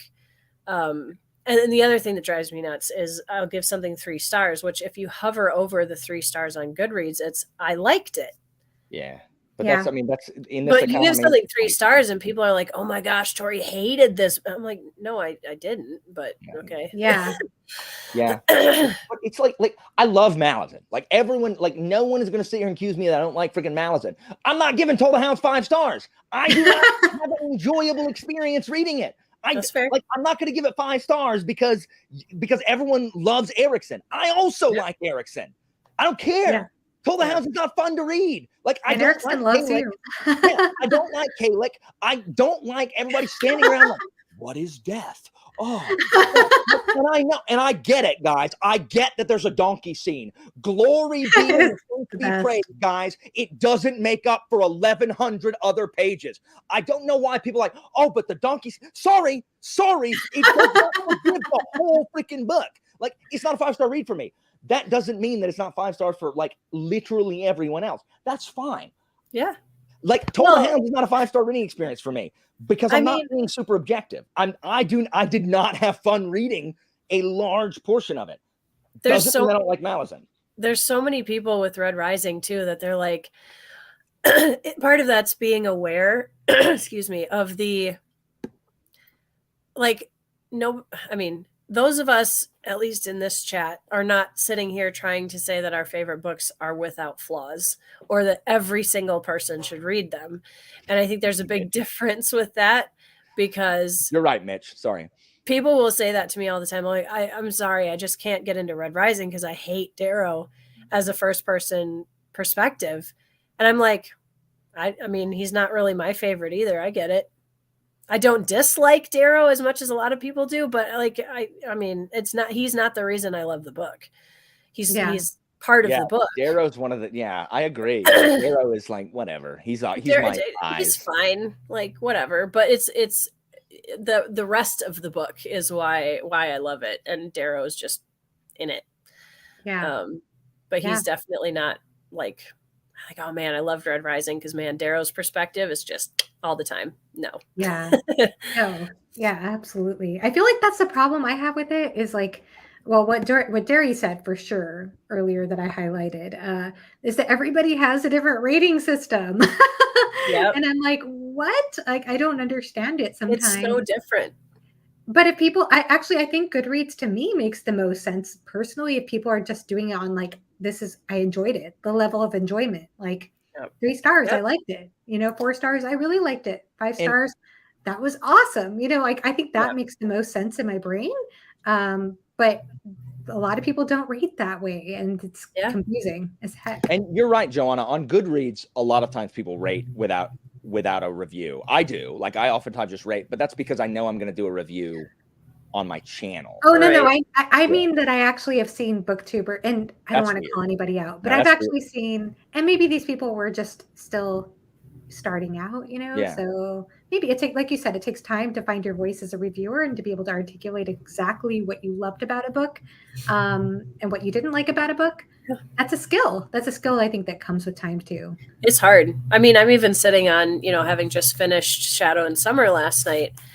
I'm not going to write my review right now. There's no way. I'm like, there's no way I'm going to sit here and be able to articulate. I'm still percolating on the story. All I want to do is read Shadow and Summer again. That's all I want to do is read Shadow. But I have obligations to read, and I kind of want to read Before They Were Hanged. If no one talks about it from now till like I start it, not a big deal. But like the good thing is though, I struggle with Blade itself because I started on audio, and I don't like fantasy books that I've never read on audio because I missed too much. Like, I didn't know how anything was spelled or any of the places or whatever. But the last 150 pages I read with mine eyes. And I think that grounded me enough in the place and what's going on that I think I could now listen to it on audio because I now know what everyone's name looks like and is spelled like. And I now know like the places, and like I'm just more grounded. And I don't know if that makes any sense. Yeah. But I think I could now listen to it because that's the problem with audio, especially with fantasy. Like, I can do it with historical fiction, but fantasy, I struggle because I'm floating in an abyss, and I don't have, like, listening to Taipan on audio was amazing because I know what 19th century China and Hong Kong, I can firmly put that in a place. I'm not wandering around, and I know where Britain is, and I know where China is, and America and Scotland. Like, I know where all those places are. So I'm not struggling when I know what Parliament is. I'm not struggling when anybody says any of that stuff. That's why it's much easier with historical fiction. With fantasy, it's much harder to put stuff. No, I'm the same exact way. If it's like Stoner, for example, by John Williams, excellent as an audiobook because it's a very Yeah. linear slice of life storyline. So it's and we're familiar with the location and the time period. It's easy on audio. But reading some fantasy books, like actually even with the Abercrombie books, I immersion read those. So I actually read with my eyes and with my ears, and I know some people just hate that idea completely. But like with the Age of Madness trilogy, I love Stephen Pacey's narration so much. And for me, it's one of those cases, and I won't say this for every audiobook narrator, but it's one of those cases where I think his narration is better than my internal narrator would have been for that series. But when I was reading Age of Madness, I noticed there were a couple of times I tried to get away from the physical copy and just listen. I didn't like it as much. I just Yeah. didn't connect with it as much. And once I got my eyes back on the page, I was like, this is brilliant. I love it. So I don't know. I'm very particular about audiobooks and fantasy. And I'm also very picky about narrators too. So I'm in a weird camp on book 2 because I don't audiobook, and I'm listening to one right now, a self-published fantasy called Heliotrope, which is very good, by Palmer Pickering. And the narration is lovely. It sounds like my grandfather is reading me a fantasy book, and I love it. But I'm really having a hard time consistently reaching for an audiobook. Like I just don't, I'm not magnetized to that style of reading. And I know, like, nothing against it, obviously, for people that read that way. That's awesome. But I'm really struggling with keeping at it. Like I just want to pick up the physical book and read because it's faster, and it's taken me like 2.5 months to get through 200 pages. Yeah. And I'm just like, I can't read like this. It's so slow. It's driving me bonkers. I have to have an audio now for my commute, like for the car. And so that's why I really struggle to try to find something, because I can either do rereads. Like I really want to do Shadow and Summer on audio, except for the fact that I loved the experience of reading Long Price Quartet so much. I don't want to do it on audio. I want to read it. But I can do rereads for fantasy. I'm really good at that because if I, zone out for a second, I know what's happening. It's fine. And then historical fiction. And then nonfiction that is not history. Like nonfiction history is useless to me because those names are going right in my ear and right out the other thing. I have to read with a highlighter when I read nonfiction history. But something like Why We Sleep or, Unoffendable, or like by Brian Hansen or something like that. Like I can listen to, but I have to have something in the car because, I mean, I don't have to, but I want to, so I can make progress on my my stuff. There was a time where I used to just listen to music in the car. And I don't do that now because I'm like, I must make progress. So no, I'm very much a mood reader when it comes to audiobooks. Like sometimes I'll just go through phases where I don't listen to any audiobooks, and sometimes I'm just really into it. But yeah, I mean, I think it's understandable that not everybody is going to enjoy consuming story that way, and I think that's totally fine. And it's weird because I enjoy it. Like I'm loving the narrator, and I love the idea of listening. But the problem is, I think my life isn't like, I don't have a commute every day that it's like a consistent thing. And when I am in the car, I usually have my 3 kids in the car, so they want to listen to other things and listen to their music and whatever. And so it's just not a and like doing household chores and stuff, I will realize, oh my gosh, how long has it been since I realized that this is still going in my ear, So it's really tough. I was doing it on walks, so I'm going to try and pick that back up, but it's going to be hard for me to pick up a longer book on audio because I just know it's going to take me way too long.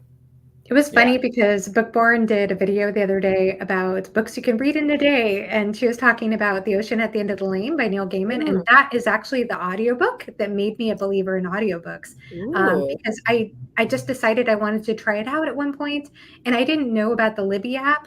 And I was really into the library at the time. So I borrowed the CDs from my library and I listened to the audiobook on my commute. And I will tell you, I was so immersed to the point where I was just finding excuses to drive places so I could like listen to it more.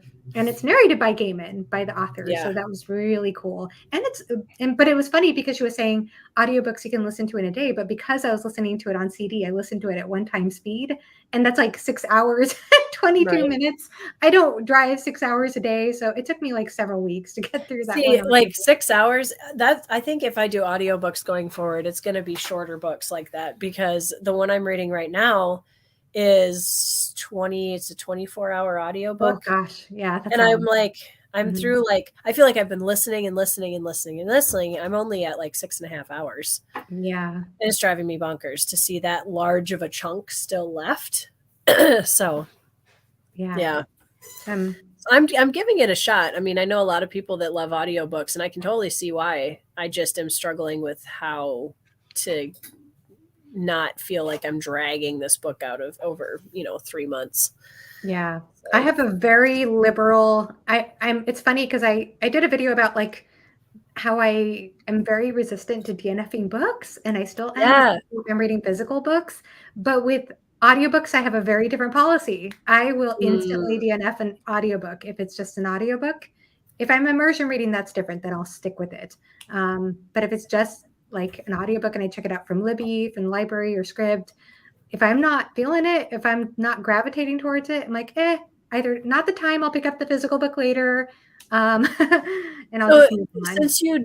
since you avoid DNFing when you're reading for the most part, do you feel like that makes you a lot more picky about what books you start in the first place?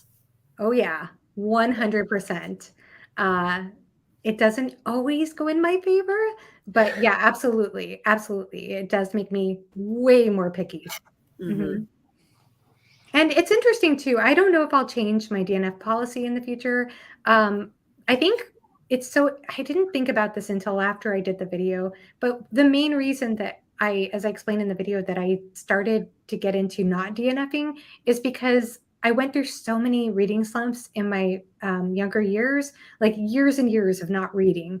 So what would happen is I would go through a phase where I get really, really into reading again and just be so immersed into every story. And then I'd hit a book where I'd struggle. I went through that over and over again with a few different books. Like, for example, trying to finish The Lord of the Rings the first time, I really struggled with that. And then I also struggled with David Eddings' The Millennium. I think it's the Millennium trilogy. Book 2 in one of his trilogies anyway. I just kept trying to reread that trilogy and I just kept on getting bored. And so every time I would DNF a book, it would never be consciously. It would be because I'm just so bored I cannot pick this up. Right. And then the next thing I knew, I felt like not motivated to pick up any book for years. Like every time it happened, at least fiction wise. I pick up nonfiction a lot, but not fiction books. And so what is interesting about that for me now is looking back, I never thought about it until recently, but during those times, it wasn't like now where I have a huge list of books I know I want to read, like LPQ, for example, which has been on the TBR forever. It's more like back then it was like, I just need to get through this book before I figure out the next book. So when I DNF'd, like then I'd hit the slump because I didn't really have anything else. So that's why I'm kind of thinking about maybe revising that policy a little bit, but I still struggle quitting books. I really, really struggle with it.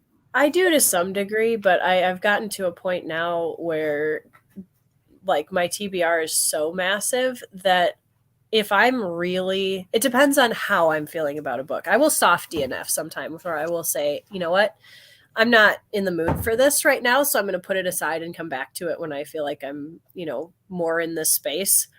But if there's some deal breaker stuff for me, and if I get to a point in the book where I'm like, this is affecting my daily life, being angry about this book, then I'm just going to put it down because I don't want that kind of negative emotion in my life more. Yeah. Yeah.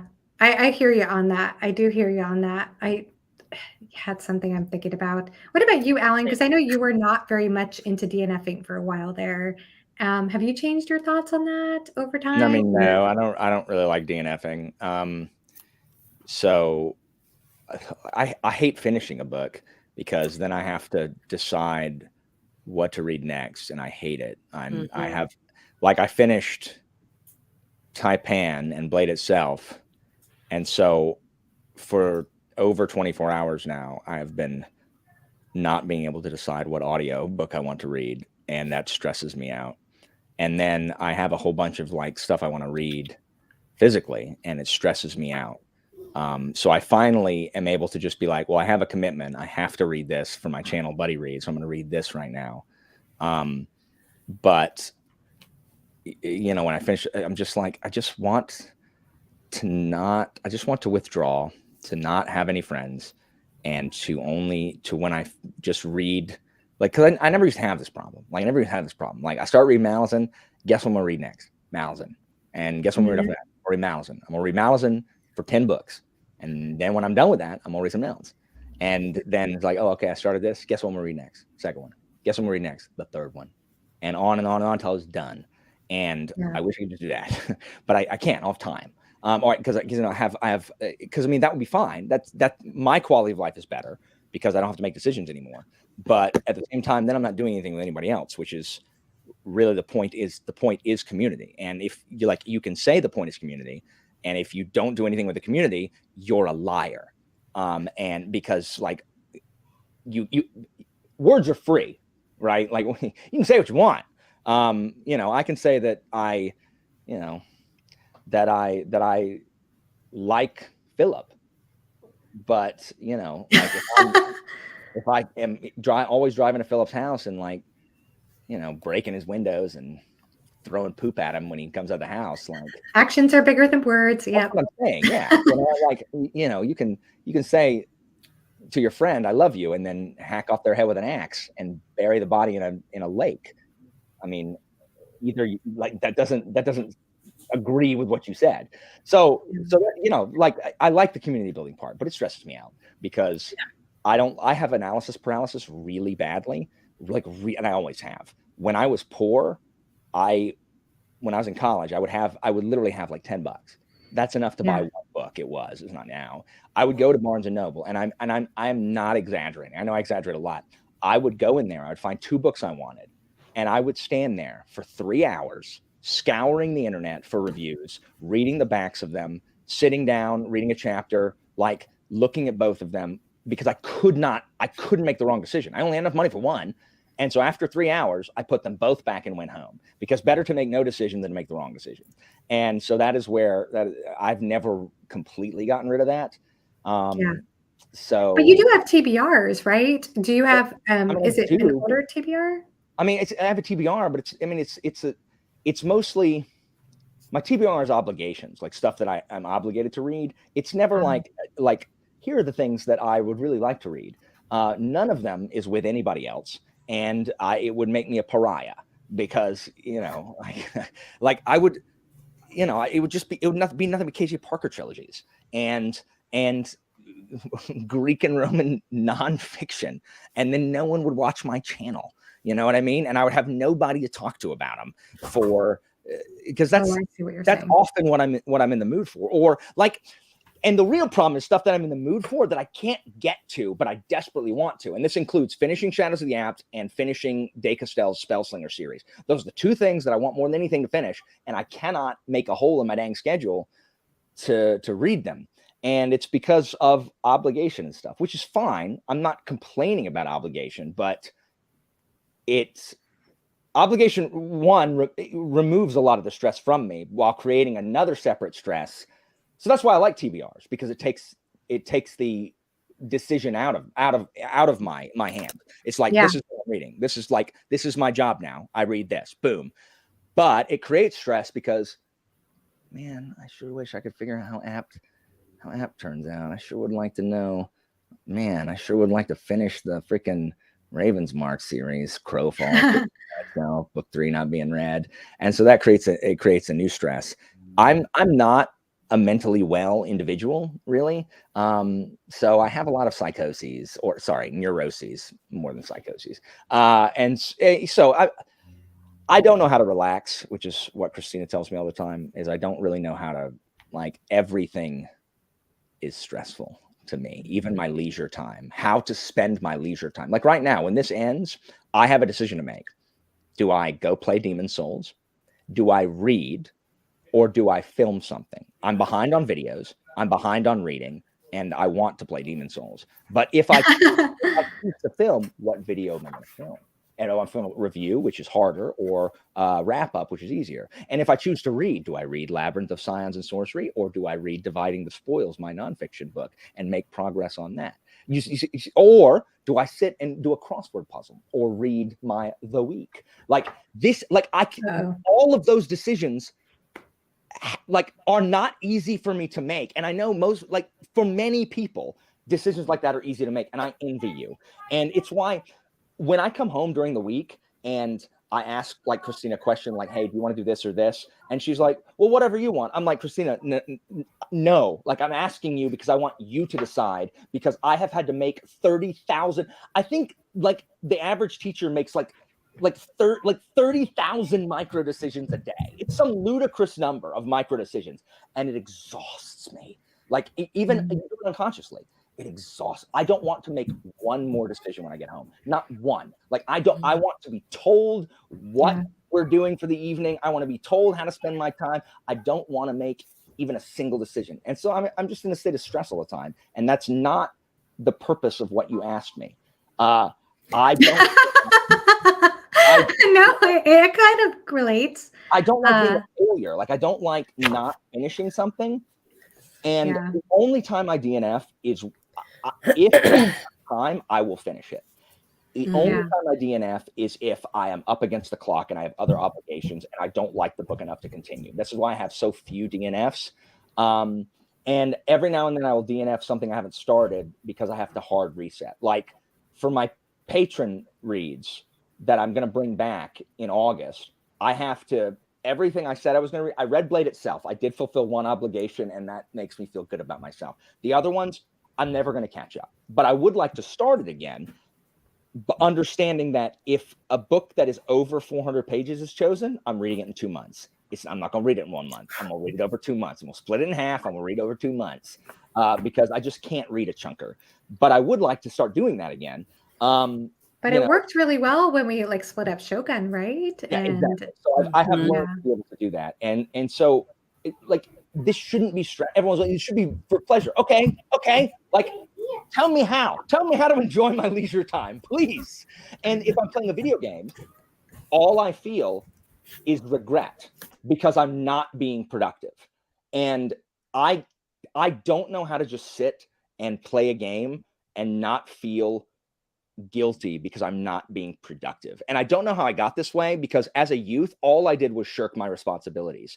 And somehow I became an adult between the age of 30 and 40, and I've gone too far in the other direction. And now I'm a workaholic and I don't know how to relax. When I was in college and a kid, all I did was relax. Like I'm and I'm very proud of this. This is one thing I'm proud of. I'm learning math. I was not a good student, but teachers liked me and I'm really good at memorizing. But I was not a good math student. And a bunch of my really good students are really good at math. And I'm like, I am good at languages. I understand patterns and formulae. There is no reason I was not good at math. There's no reason.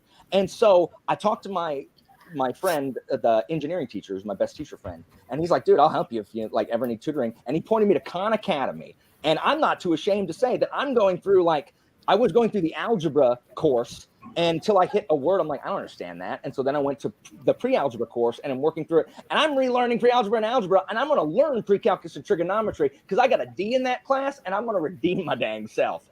But even that, I'm like, so I could work on math rather than sitting here. And I feel compelled to make, this is really it. I feel like I wasted 30 years of my life doing nothing and making nothing of myself. And I feel behind in life. And I'm trying to fit 30 years worth of being a useful member of society into the time I have before I die. So that's really what it is I was useless for so long. And I just refused to take responsibility for anything. Like you weren't gonna make me work. Like I was gonna sit here and gonna play WoW. That's what I'm gonna do. I'm gonna sit here and play WoW. That's what I'm gonna do. I'm gonna get world first, because you know what? I'm write that on my resume. World first rating guild. Boom. Nobody cares.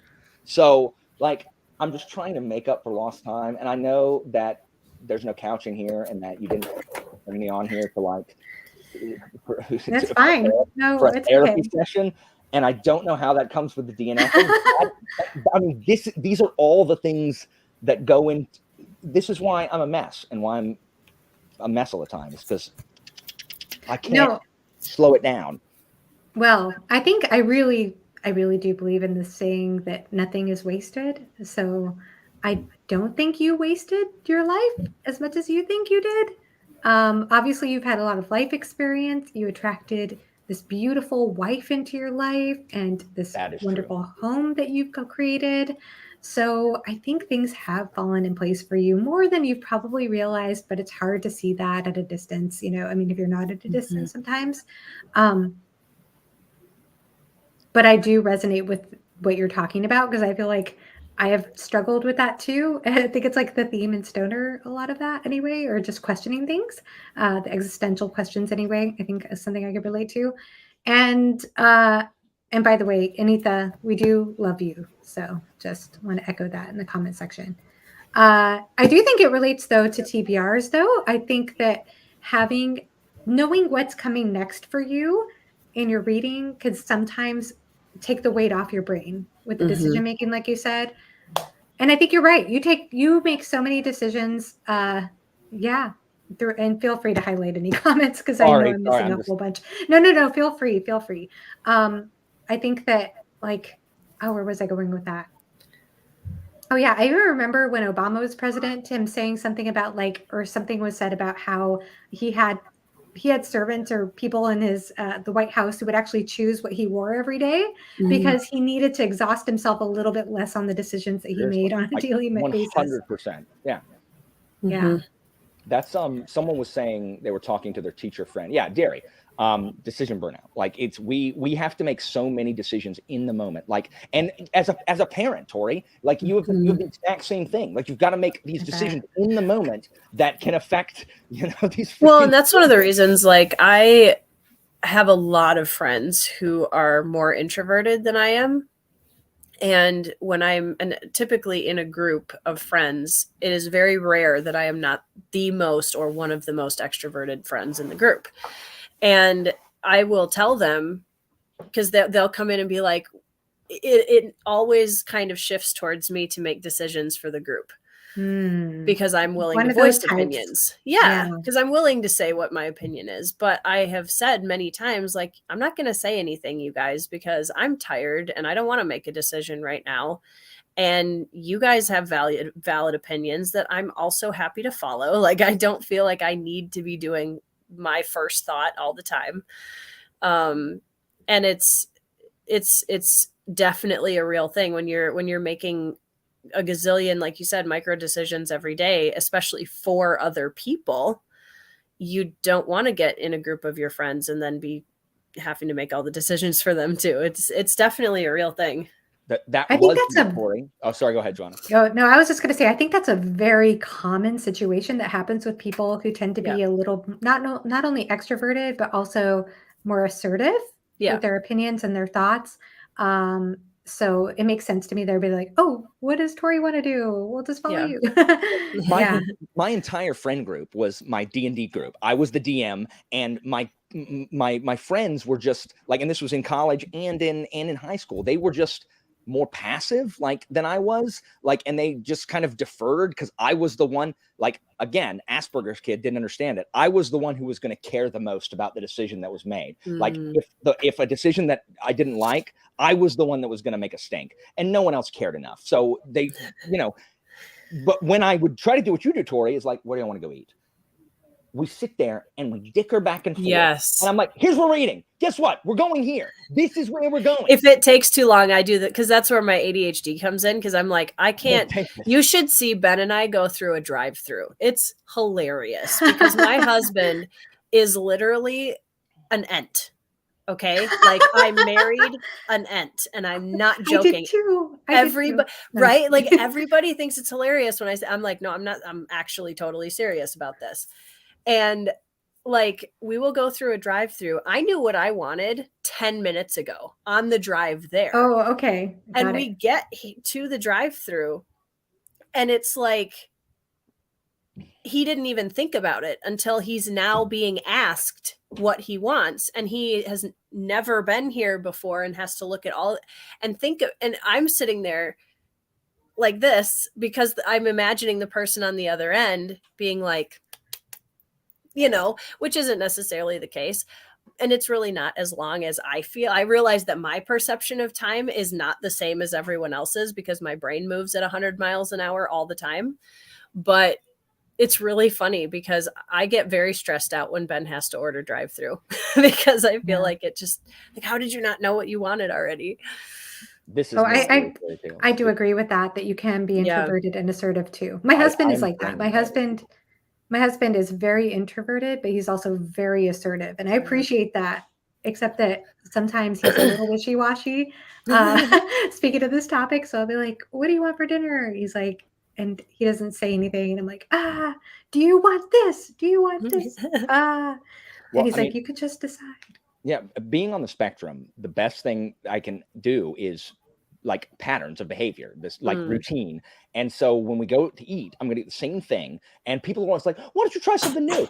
Why am I going to spend money on something that I don't know if I'm going to like when I could just spend money on something that I know I'm going to enjoy? Leave me alone, you freak. Like people and their food. I do not understand people's obsession with like other people's diet. My diet ain't bothering you. And when I went over to people's houses, I always said, look, I'm probably not going to eat what your parents are making. Like, please let them know in advance. You do not have to find something else to feed me. I will pick something up on my way home. It is not a big deal. I do not want to be a difficulty, but leave me alone. Like, quit trying to make me try something. I'm not going to try. How do you know you're not going to like it unless you try?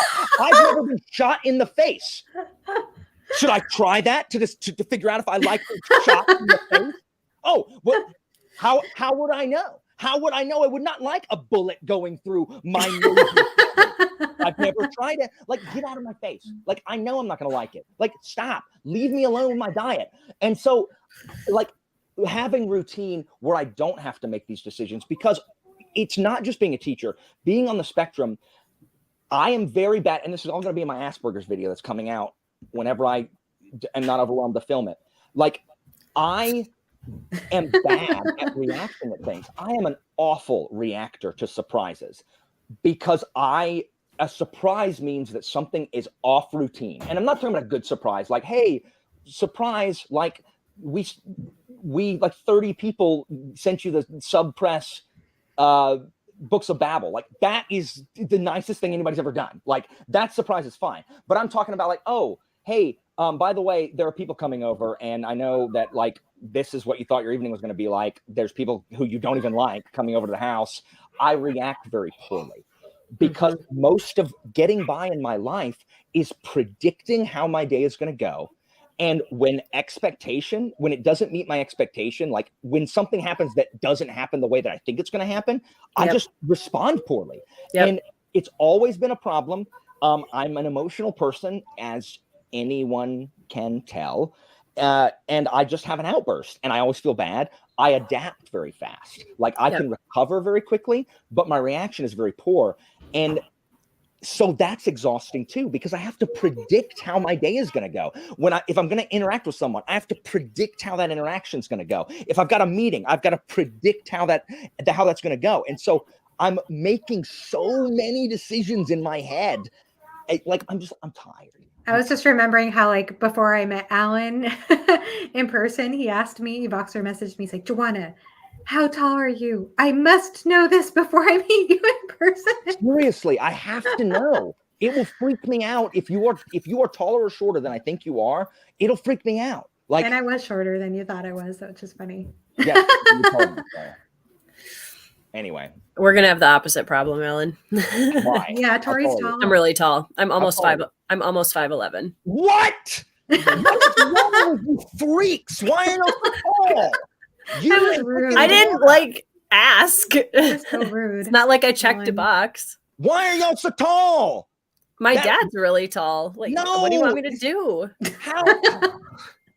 You and Leanna. I just showed up, Alan. Like, I just got here and how tall is Leanna? She's like Neanderthal? 5'11" too. Is she Oh, really? wow. I did Yes, not she's know almost that. 6 feet tall, and Bookborn is like 5 feet tall exactly. I know. She's tiny. Yeah. But Bookborn, y'all are freaking me out. Y'all are freaking me out. Like, how do I deal with that? What? You're taller than I am. I She's know. I'm she's taller shorter than a than lot of my Alex. guy friends. Yeah, She's Alex is shorter than taller Alex. than me. Theo Alex is is like also 6'8". taller than me. Yes, He's like but 6'2", Alex has 6'3". tall guy reads in his name. It doesn't say tall Tori talks. Like that's not what it says. Oh, Oh man, that's so weird. what? Stefan, you're probably thinking of when Alan also found out on a live stream unintentionally on my part that I have dissociative identity disorder. I That cannot was deal also with great you fun. people, and you guys are so why? What? Like I was so stunned by that. What? Yeah, Like, it doesn't. It's what? Like, yeah. It surprises Yeah, me well, too, part of it honestly. is, I mean, when you're only getting somebody's torso on BookTube, like, I mean, it's really some people you can tell, but I also kind of sit like back and down a little bit, so I think it's, but yeah, I mean, I'm a tree. I can't love help how it. you're always like rotating in your chair. My chair doesn't do that, and I'm always like, but the it's thing is, just so Tori, now I soothing. can Looks now I fun. file it away in my mind palace, and Yeah. now I'm just like recomputing, and so now it won't freak me out again. But like, That's why I'm telling you now before we meet in person, yeah, so but that you see how I reacted? Literally, It's I called fine. you a freak. Like, and I didn't mean to. I'm just like, that's my reaction. But I know to you things don't that mean I'm it that way. No, I don't. I don't. Mean It's it that just way. a response, so I'm not taking it that Okay, way. good. Yes. No, Yeah, gosh, no. It's the thing my students do now. Like, they call people freakazoid, and it's a real big deal if you say freak without the zoid. They're like, they call someone a freak, they say no a zoid. It's like no a zoid, because like Wow. freak without a zoid is like really. I've just subsumed that from the children. Oh my god! But now I can recalibrate. Yeah, I'm just Oh. like well. tall ToriTalks. I don't know. Katie, how tall are you? She's goodness. not. We were joking because she and I and our mutual friend Ty were talking and about all meeting, and Ty and I are like, 5'11", 6'2", and then Katie's gonna be like down tiny in the middle. She's not. I mean, she's not that short. You know, Katie and I used to be friends till you stole her, Tori. That's what Tori does. She steals all my friends. Oh no. Tori, you don't understand. Stealing implies that they are no longer your friend. That is what's going to happen, Tori. No, it's not, Alan. No, it's not. I know. I am still friends with you. Why can people be like, you understand? I want just any one of y'all. I want y'all to be in here for a day, and y'all be like, Alan, how have you not killed yourself? Like, how are you alive? Like, how have you not leapt from a cliff trying to fly? Like, y'all don't understand the.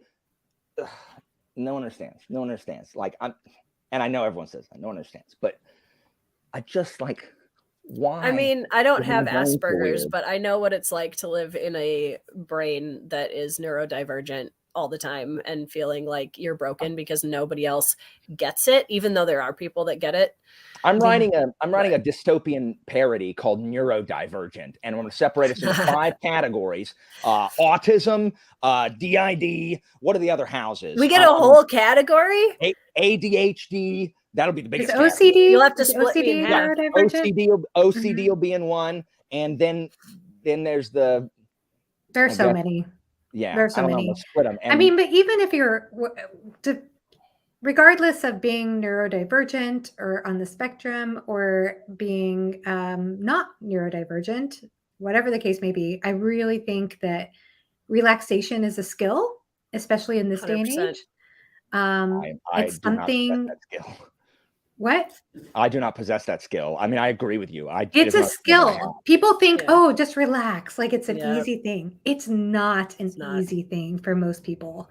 Like it's something you actually have to, like my husband, I don't know if I'd say I don't think that's quite the right description of my husband, but he is like the most relaxed person I've ever met. Like he could just like slide off the couch. Like he's just so relaxed, but he actually literally works on it. And so it's something that you can actually work on. Sorry, I could go on about that, but I totally agree though, Joanna, because I mean, and in the interest of also not sounding like a self-help app, but I mean, I have not always been as, even as, I don't know what the right word is, grounded as I am now in my like stability. Um, I was incredibly unstable in 2020. And it is absolutely a skill to be able to, and it's something that is really hard to face and work on. It really is. Um, Yeah. and I still have my moments. I have bad days all the time, but I'm getting to a point where they're less frequent than they used to be. Yeah, that's good. That's So, great. Yeah, and I think you're so aware. That's the other thing too, is just and same with you, Alan. I mean, I think that's something that you should both applaud yourselves for, or anybody should applaud themselves for who's listening. If you recognize these patterns that you're going through, just having that level of awareness awareness. is Yep. such a huge step that I That think should that be. is the biggest thing that has affected my life in a positive way.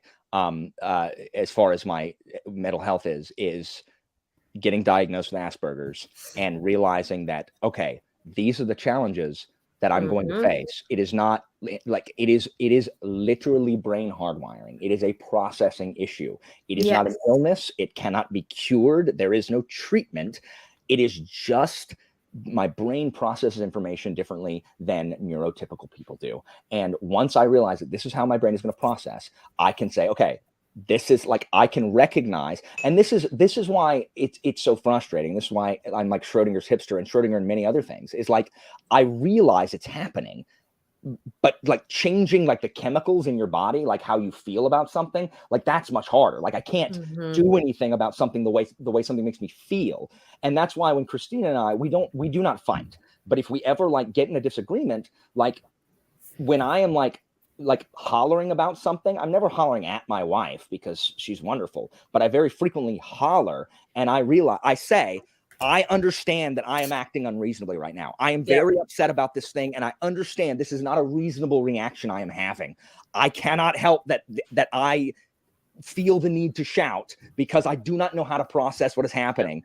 I am not yelling at you. I am yelling because I am upset about this thing that has nothing to do with you is occurring.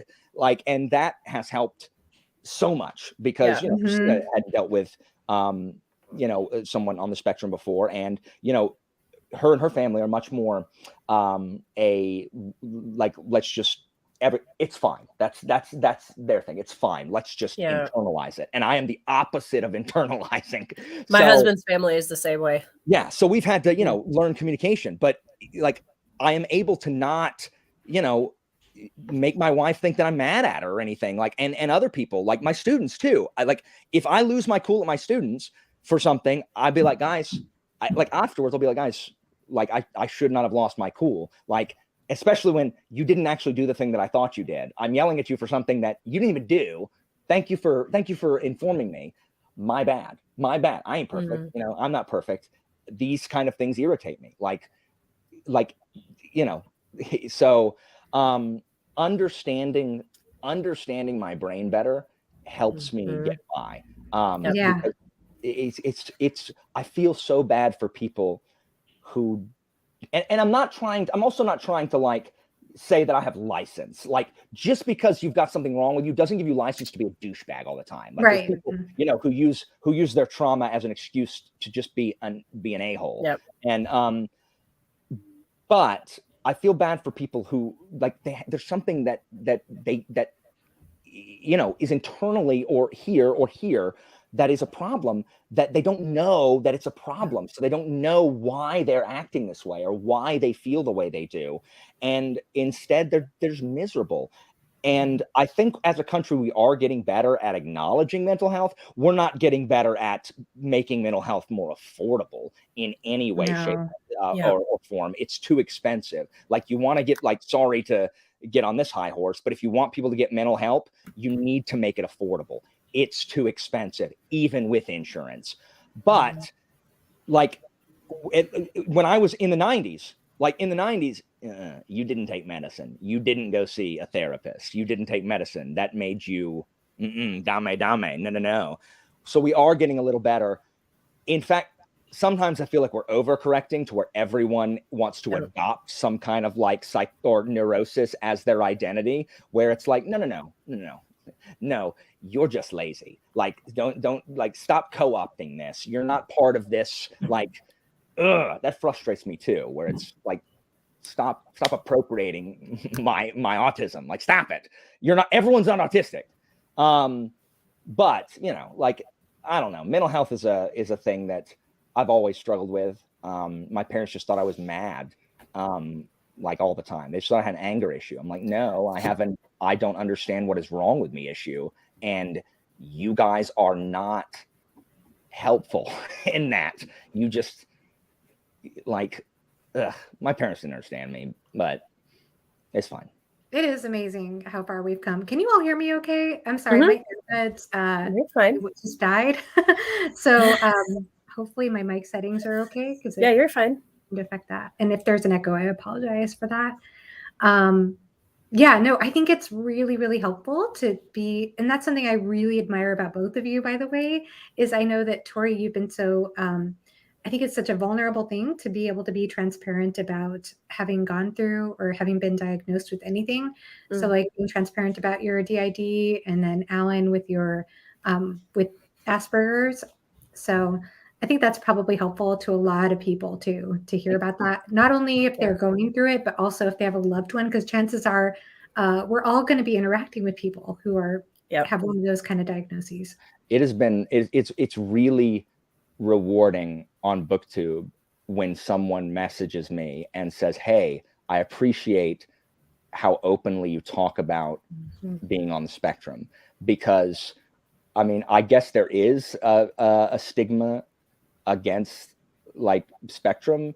I don't care. Like, I love the fact that it gives me a superpower, like my ability to memorize trivial information no one gives a crap about, and my ability to think in crossword clues, like perhaps, like that is one of my favorite things about myself. The fact that I can go off on chatting with nuts about how KJ Parker does a book signing in the middle of the day at 2 p.m. and the only person there is a little girl who got lost from her parents in Barnes and Noble. Like, that's ludicrous. Like who comes up with that crap?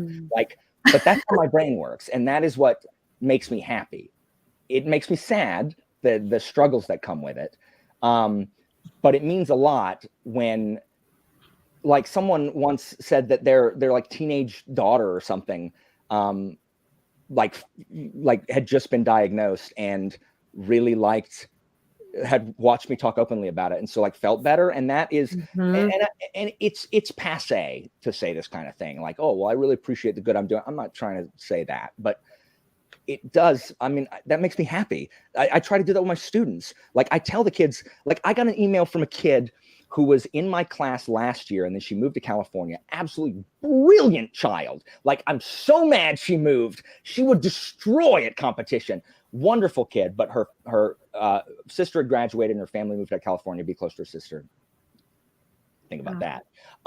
But she emailed me during Teacher Appreciation Week this year, like at the beginning of May, and said, I remembered what you said at the beginning of class, where we're not going to make fun of people for doing stupid stuff. We're not going to make fun of people for being weird. None of y'all are going to look dumber than I am. Y'all can be weird. This is the class to embrace. Like, if you're a weirdo, cool. Me too. I like anime and really specific, like Greek and Roman stuff. And I geek out about Roman roads, and ain't none of y'all going to care. But none of y'all are going to look dumber than I am doing any of this stuff. So we're not going to make fun of people for being weird. Like, we're not going to. If you do, I'm going to make fun of you. Like, I will literally turn the class and I will mock you. Like, we're not going to do that, guys. And she said that meant a lot to her, because she was able to kind of embrace, the weird side. And I've taught Asperger's kids, and they annoy the piss out of me sometimes, because these are kids who have not yet learned how to turn it into a superpower. And so it's still raw and being forged and annoying, like, because I'm just like, please stop standing at my desk and telling me about how far you got in this music tapping game. Please, I have things to do other than indulge your special interest, you autistic child, please. And that's so ironic, but I love them, even though they're annoying me. And so I'm not mean to them. I sit there and I indulge and secretly wish that I could get on my work, but it takes time to But that is so endearing at the same time. Yeah, it is. Too cute. Well, and I mean, you know, you hear the buzz phrase, "Oh, erase the stigma," like all the time in regards to mental health. And I think most people just say that we should do it, and they don't talk about what that actually looks like. And I think for a lot of it, it's just having a face, because like there's a lot of YouTube sensation stars who have DID. And I'm not here to say whether they do or don't, because that's not my job. But it's been, regardless of whether they do or not, it's been sensationalized. And that is really tough. And so for me, it's like, you know what? I'm just here, and I'm the random person on BookTube who also happens to have these diagnoses. And I don't want it to be a sensationalized thing, because then it becomes inhuman, and it becomes, it's easier to make fun of it or to misunderstand it, et cetera, et cetera. And it's much more important to just give it a real face. And, most of the people that have DID, they just like me, they're the random average person. And like, it's not what a lot of people think it is. So. Yeah. Anyway, sorry to hijack your stream, Joanna. You didn't hijack my stream. You were an invited guest. No. We're sorry for hijacking it about why read, so that you can be a neurodivergent weirdo also. Honestly, that's a fair answer. Yeah, absolutely. No, I think sorry, go ahead, Joanna. No, go ahead. I was just going to say, I honestly learned more about or was helped along the emotional development path more by the books that I read in childhood than anything else, because it helped me to see things from different perspectives and to understand what was normal and what wasn't. And, I mean, so I think that's fair. Yeah. Books, going back to why read, like books forged my, like Pratchett forged my sense of humor, my love of wordplay in the English language. Like I owe so much of like my brain to Pratchett, and that's so weird to say, because I hate sensationalized things like that. I don't like it when other people say it, and so I try not to. But I mean, Pratchett, I don't know why it resonated so much with me, probably because of Samuel Vimes. And reading, this is what I loved about the Forgotten Realms books, is, are they the best written books? I mean, no, but there's a very clear, especially in the 90s, before the whole morally gray character became in vogue, very clear villains, very clear heroes, very clear. And so being on the spectrum, black and white thinking is one of the things that it is very hard to not think of this and this. And so I've always been drawn to kind of this black and white morality. That's what my husband is always telling me about autism. He's always said that about autism. He said autism is black and white thinking usually. Yeah, that's why it's so easy for me to characterize, like there's us and then there's them, there's the good guys and then there's the bad guys. And that's why I like things like, that's why I'm attracted to justice, because the thing is, justice is like, it is universal and it is egalitarian. Like there's not certain kinds of justice. If you're doing that, it's not justice. Like that, not justice is black and white. There is right and there is wrong. That's it. Otherwise, when you think there's a different set of rules that apply to you, nope. And that's why I love Samuel Vimes. Like Samuel Vimes is always going to do the right thing. He's always going to do the right thing, he's always going to try to do the right thing. And the guy he catches is always the one that was doing the wrong thing. And it's very, very, I love it. And because he does also not believe that just because you have a certain last name, or your parents made a certain amount of money, or you have a certain amount, guess what? The rules are the same. You have the same rules as everybody else. Like you have the same, and I get on this tirade because if our country was like this, if the world was like this, to where the rules were the same for everybody, society would be a lot better. And there's probably cynics who would argue with me, whatever. Life would be a lot better for a lot of people. My biggest thing like the categorical imperative, like Kant's categorical. Yes, my biggest thing, people are like, well, life's not fair. Okay, my catchphrase is like, when a hurricane comes by, knocks over the tree falls down, kills your dog. That's not fair. You're right. But much of life not being fair is people being unfair to other people. And that does not have to be like that. People choose for it to be like that. For whatever reason, people choose to be unfair to each other. And anyway, that's so I that's love that. like No, it's fantasy weird. shaped me that way. Yeah, I don't know. I feel like in some ways I can relate because one of my I've talked about this before to Alan, but like one of my big I think if I had to single out my neurosis, which I always am pointing out to myself, it's that I could sometimes, if I'm not in a good headspace, I could sometimes take little things other people do and spin a story in my head of like, they don't like me or they don't. I used to do it all the time when I was young. I used to do it all the time when I was younger. And then I finally got better at identifying it. A friend had to point it out to me. He's like, "You're projecting. That person never said that. That person never said they didn't like you. You're making that up in your head. That's a story you're telling yourself." And I was like, "Oh, I am. I'm making up these stories in my head about people being against me or the world against me or that kind of thing." And so the more I was able to learn to see through that pattern and react differently than that part of my mind wanted to react, I started to realize, oh, wow, there's actually a lot more support in the world than I'm imagining there to be. The world isn't such a horrific place in some ways. And I feel like that's something that I really relate to in stories too, is when characters, because I love it. I love tragic characters that feel that way. Like Cersei Lannister. Oh my goodness. Like just the way she thinks everything is against her. It's a little too real for me, honestly, when I'm reading her chapters.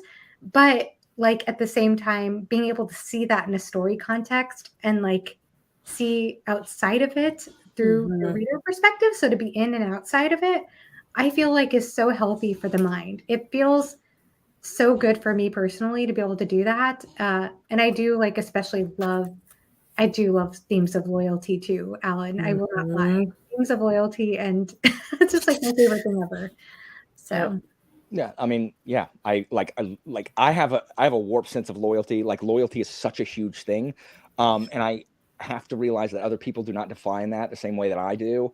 And I have stayed in just relationships, romantic or platonic, out of loyalty, and I've stayed at jobs out of loyalty far longer than I should because yeah, I just feel like, I don't like feeling disloyal. Like I don't. And as such, I am harsher on other people when I feel that people are being disloyal, like to me. And what I define as disloyal is not the same thing. And that's what I struggle with. I do struggle with that. Like I am not in any way perfect and my view is skewed on a lot of things. But yeah, like what Zen's saying right here, real quick, just to hit it. This is the most infuriating thing. I'm sorry, but if the punishment for your crime is less money than you made doing the crime, I don't know how it is possible for anyone to look at that and say that, you know what, that seems fair. That seems reasonable. That person is profiting from this crime. Oh no, we're making them pay. They made more money in the crime, and the punishment is we're going to make them pay less money than the money they. People cannot defend it. People cannot defend it. Like, you cannot sit there and tell me it's fair. You can't. And the people that do have something, either wish that they were those people, like John Dickinson from the Second Continental Congress said, most men with nothing would rather protect the possibility of becoming rich than face the reality of being poor. That's why I don't understand why people defend thieves. Like, no one would defend someone breaking my window, coming in, stealing my computer and running off. But someone's going to steal millions of dollars from people's retirement accounts. And all of a sudden, we grab our pitchforks and say, no, we're not going to, no, that's not fair. Like, oh, we're going to ruin a good life. It deserves to be ruined. They're thieves, thieves, thieves. Construct the gibbet. Like, I'll help you. We'll build it in the town square and have a picnic as we hang them from the neck until they are dead. Done. Sold. yeah. And guess Wow. what? Then people would stop stealing. Thieves. Sorry, I'm very. It enrages me. There are a lot of problems with the system. Sorry. A lot, right? Yeah. Goodness. What are people saying in the comment section? Making money, Terry Pratchett. I have not read Making Money yet, Derry. It's one of the ones that was written after I stopped reading Pratchett for a long time. So I need to. Yeah. Yeah. I talked about that earlier, Kyle. but not before they're hanged. Yes. That's right. That's right. I will forgive them, but not before they are hanged. That's an interesting topic in itself. Yeah. Anyway, sorry, And Les Joanna. Miserables, yes. No, it's fantastic. Fantastic. No, I love that too. And I do, I guess like when it comes to loyalty for me, oh man, I can't say it because it's spoilery. Oh, yeah. A certain character in Malazan just immediately came to mind, but it's spoilery. But yeah, I do. I love. Can you say the character without spoiling, or does the character spoil it? I think it spoils it. Oh, okay. Yeah, I think it does. But no, just people who are willing to stick to something until the end. And I also love teamwork. And so I guess like the Motley Crue thing does speak to me too, Tori. Those are things I just, they're so special. They're so special because I don't know that we see as much of that in our real world, right? People working together, just seeing teams. I mean, what if we actually saw that? I mean, that'd be amazing.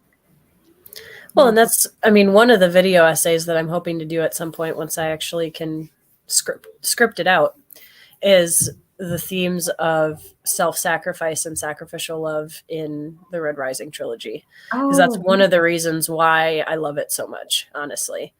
And it's honestly the entire trilogy. There's so much of that happens. And I think that's one of the reasons why it's a big favorite for me. I love that. That's going to be beautiful. That's going to be a great topic. Hopefully. Yeah. Fantastic. All right. Well, I think with that, I think that's a wonderful episode of Why Read. And I really appreciate you both being so open about your journeys. Again, I just want to say I think that really is going to be helpful for a lot of people to hear about that. And Tori, what wonderful work you're doing with imposter syndrome. Thank and you. Your writing. And it's super exciting about your epic fantasy story. So I know that Phased is entered into SPFBO this year, correct? Yes, it is. And then does that mean Philip will be judging your book, or does that only if it reaches finals? So there's 10 different judging either individuals or panels that each get an allotment of 30 books, and then they choose their semifinalists, and then eventually they're one finalist from that group of 30. So if Phased were to make it to finalist for my judging panel, then Philip would read it and rank it. Okay. So I have to get through 30 other books first.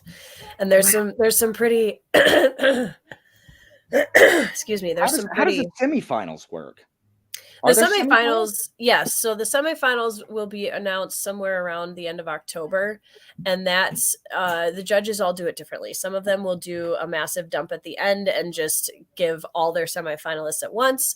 Philip, I think he's doing one every month until October or something of that nature. How many semifinalists are there out of the 30? Usually between 3 to 5. Okay. So the average. Gotcha. Yeah. So there's a couple of judges like Philip and Becky who are doing everything themselves. And then there are panels like Bookborn and Cassidy's doing it the same way, and some of the blogs where they'll have a team of judges kind of each putting forward a semifinalist, and then the final judge picks, from that pool or what have you. So everybody's doing it a little different. But yeah, so I have to beat out at least 25-ish other books to get into semifinals. And then if Phased were to make it to finals, then each of the 10 judges will review it and give it a rank or like a rating. And then the highest rating out of the 10 finalists wins. That's fantastic. Oh my goodness. I wish you so much success for that. Thank you. Okay. Wow. Hold on. I'm sorry. Oh, what did I do? You've had a couple of interesting comments during the stream, but you're fine. Oh my goodness, I feel bad. I missed some. No, you're fine. What were they about? I guess I'll find out later. It's I think it's this. I think that's the bot. Because Eerie Fairy Tales is like, oh, I thought it was a person. I mean, it could be. Oh no. Yeah. If we need to remove anything, feel free.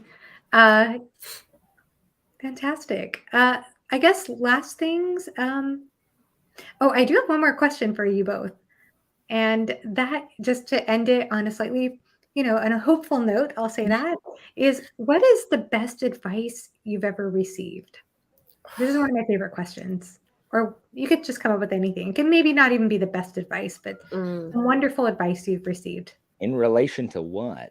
Anything. Oh, Joanna, I just finished Specifics.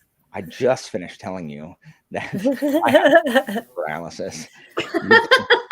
I mean, so what is the best advice anybody's ever given you in your entire life? Out of all of the conversations you've ever had in your life, what is the most useful? Like, oh my I God. love advice. I'm sorry. I just love it. I love it. I'm trying to think. Tori, you go first. Okay, so one that I always use is kind of a default, but I think it's something that I've really taken to heart. There's two. One is the quote that everyone you meet is fighting a battle you know nothing about. And I really take that to heart because I think it, we kind of jump into that first impressions or easy judgment on people. And I think it's really important to understand, not excusing behavior necessarily, but just that a lot, we don't know everybody's life and experience when we meet them. And secondly is one of my favorite things that I've ever been told, one of the most helpful things I've ever been told by a therapist was don't let your expectations steal your victories. Oh, I have heard you say that before. I thought of you right away when you were talking earlier, Alan. I would, but it's hard. It's so hard to actually embody that. Like it is so hard, but it's true. I mean, we don't give ourselves little victories, and I think it's a big joy thief. Yeah, indeed, I agree. That's right. I'm not saying I'm good at either of those things. I'm just saying it's hard. Yeah.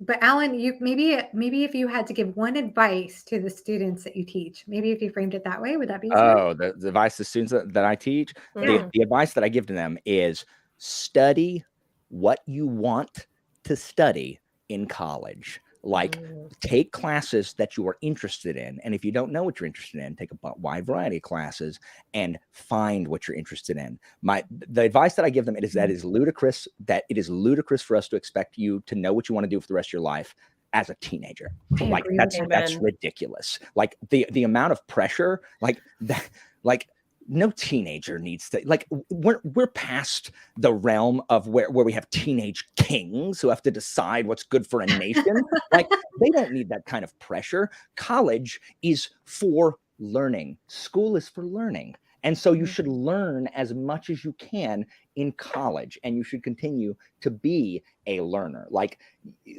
I mean, that's the advice I give them all the time. Like that's the advice I give them all the time as a student. And I got two pieces of advice. One from when I was a jerk, and one from my counselor, which from when I was a jerk, I have never forgotten this.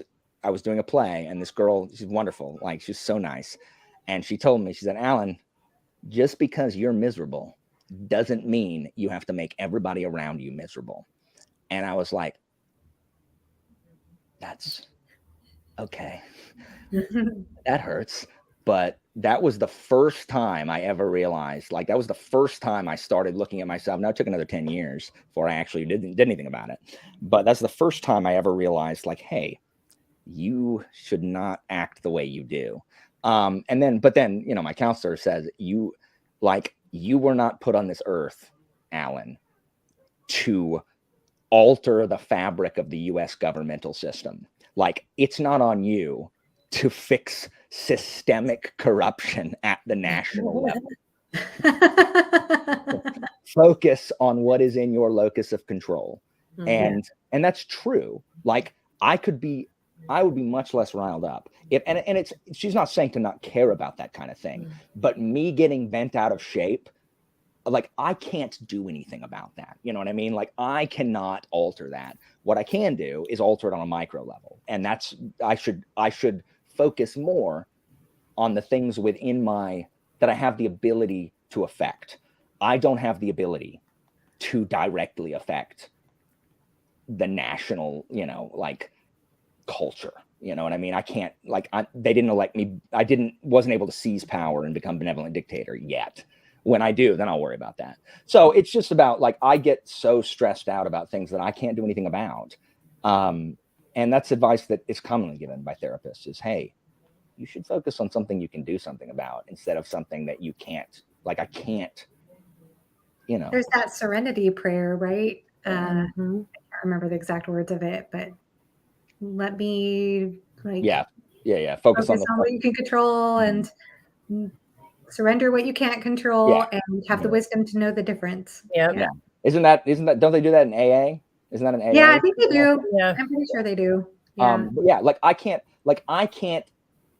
make this person not be a douchebag. Like if this person's a thief, like I can't make them not be a thief. Like I have no ability to control these people because I'm not their boss. I want to be desperately. I want everybody to do exactly what I want them to do all the time. That's what I want, but I can't. And if I could just accept that and focus on what I can do, it'd be a lot better. So that's advice for everybody. And also those of you who are not in college yet, take what you want in college. Stop worrying so much about having a good paying job. Just stop. Take what you want. Study what you want. Now, I'm not saying take out $400,000 in loans to study what you want. Don't do that. Like that's foolish. But if you're in college, study what you want. Like I don't understand why people don't want to do that. Like learn something for the love of humanity. Freaking learn something. Learn something. Sorry. Yeah, that's sad that people feel that pressure, but there is such wonderful opportunity in college to learn for sure. All right. Well, thank you both for being in the longest Why Read episode on my channel, or longest live show, I think. Oh, crap. Sorry. No, it was wonderful. I loved it. I loved every minute of it. But we're going to go ahead and end the show here. So thank you. Speaking of loyalists, thank you to those of you who've stuck it out this long here in the chat. I'm sorry I didn't get to all of your messages, but it meant a lot to see you all interactive there. And I hope that, of course, you're all probably subscribed to these lovely channels. But if for whatever reason you're not, please do so. And if you're watching the replay, please feel free to leave us a comment down below. So with that said, thank you so much, Tori, and thank you so much, Alan. Thank you so much for having us, Joanna. Word. Yay. And have a great rest of your day. Bye-bye. Oh, to end it now.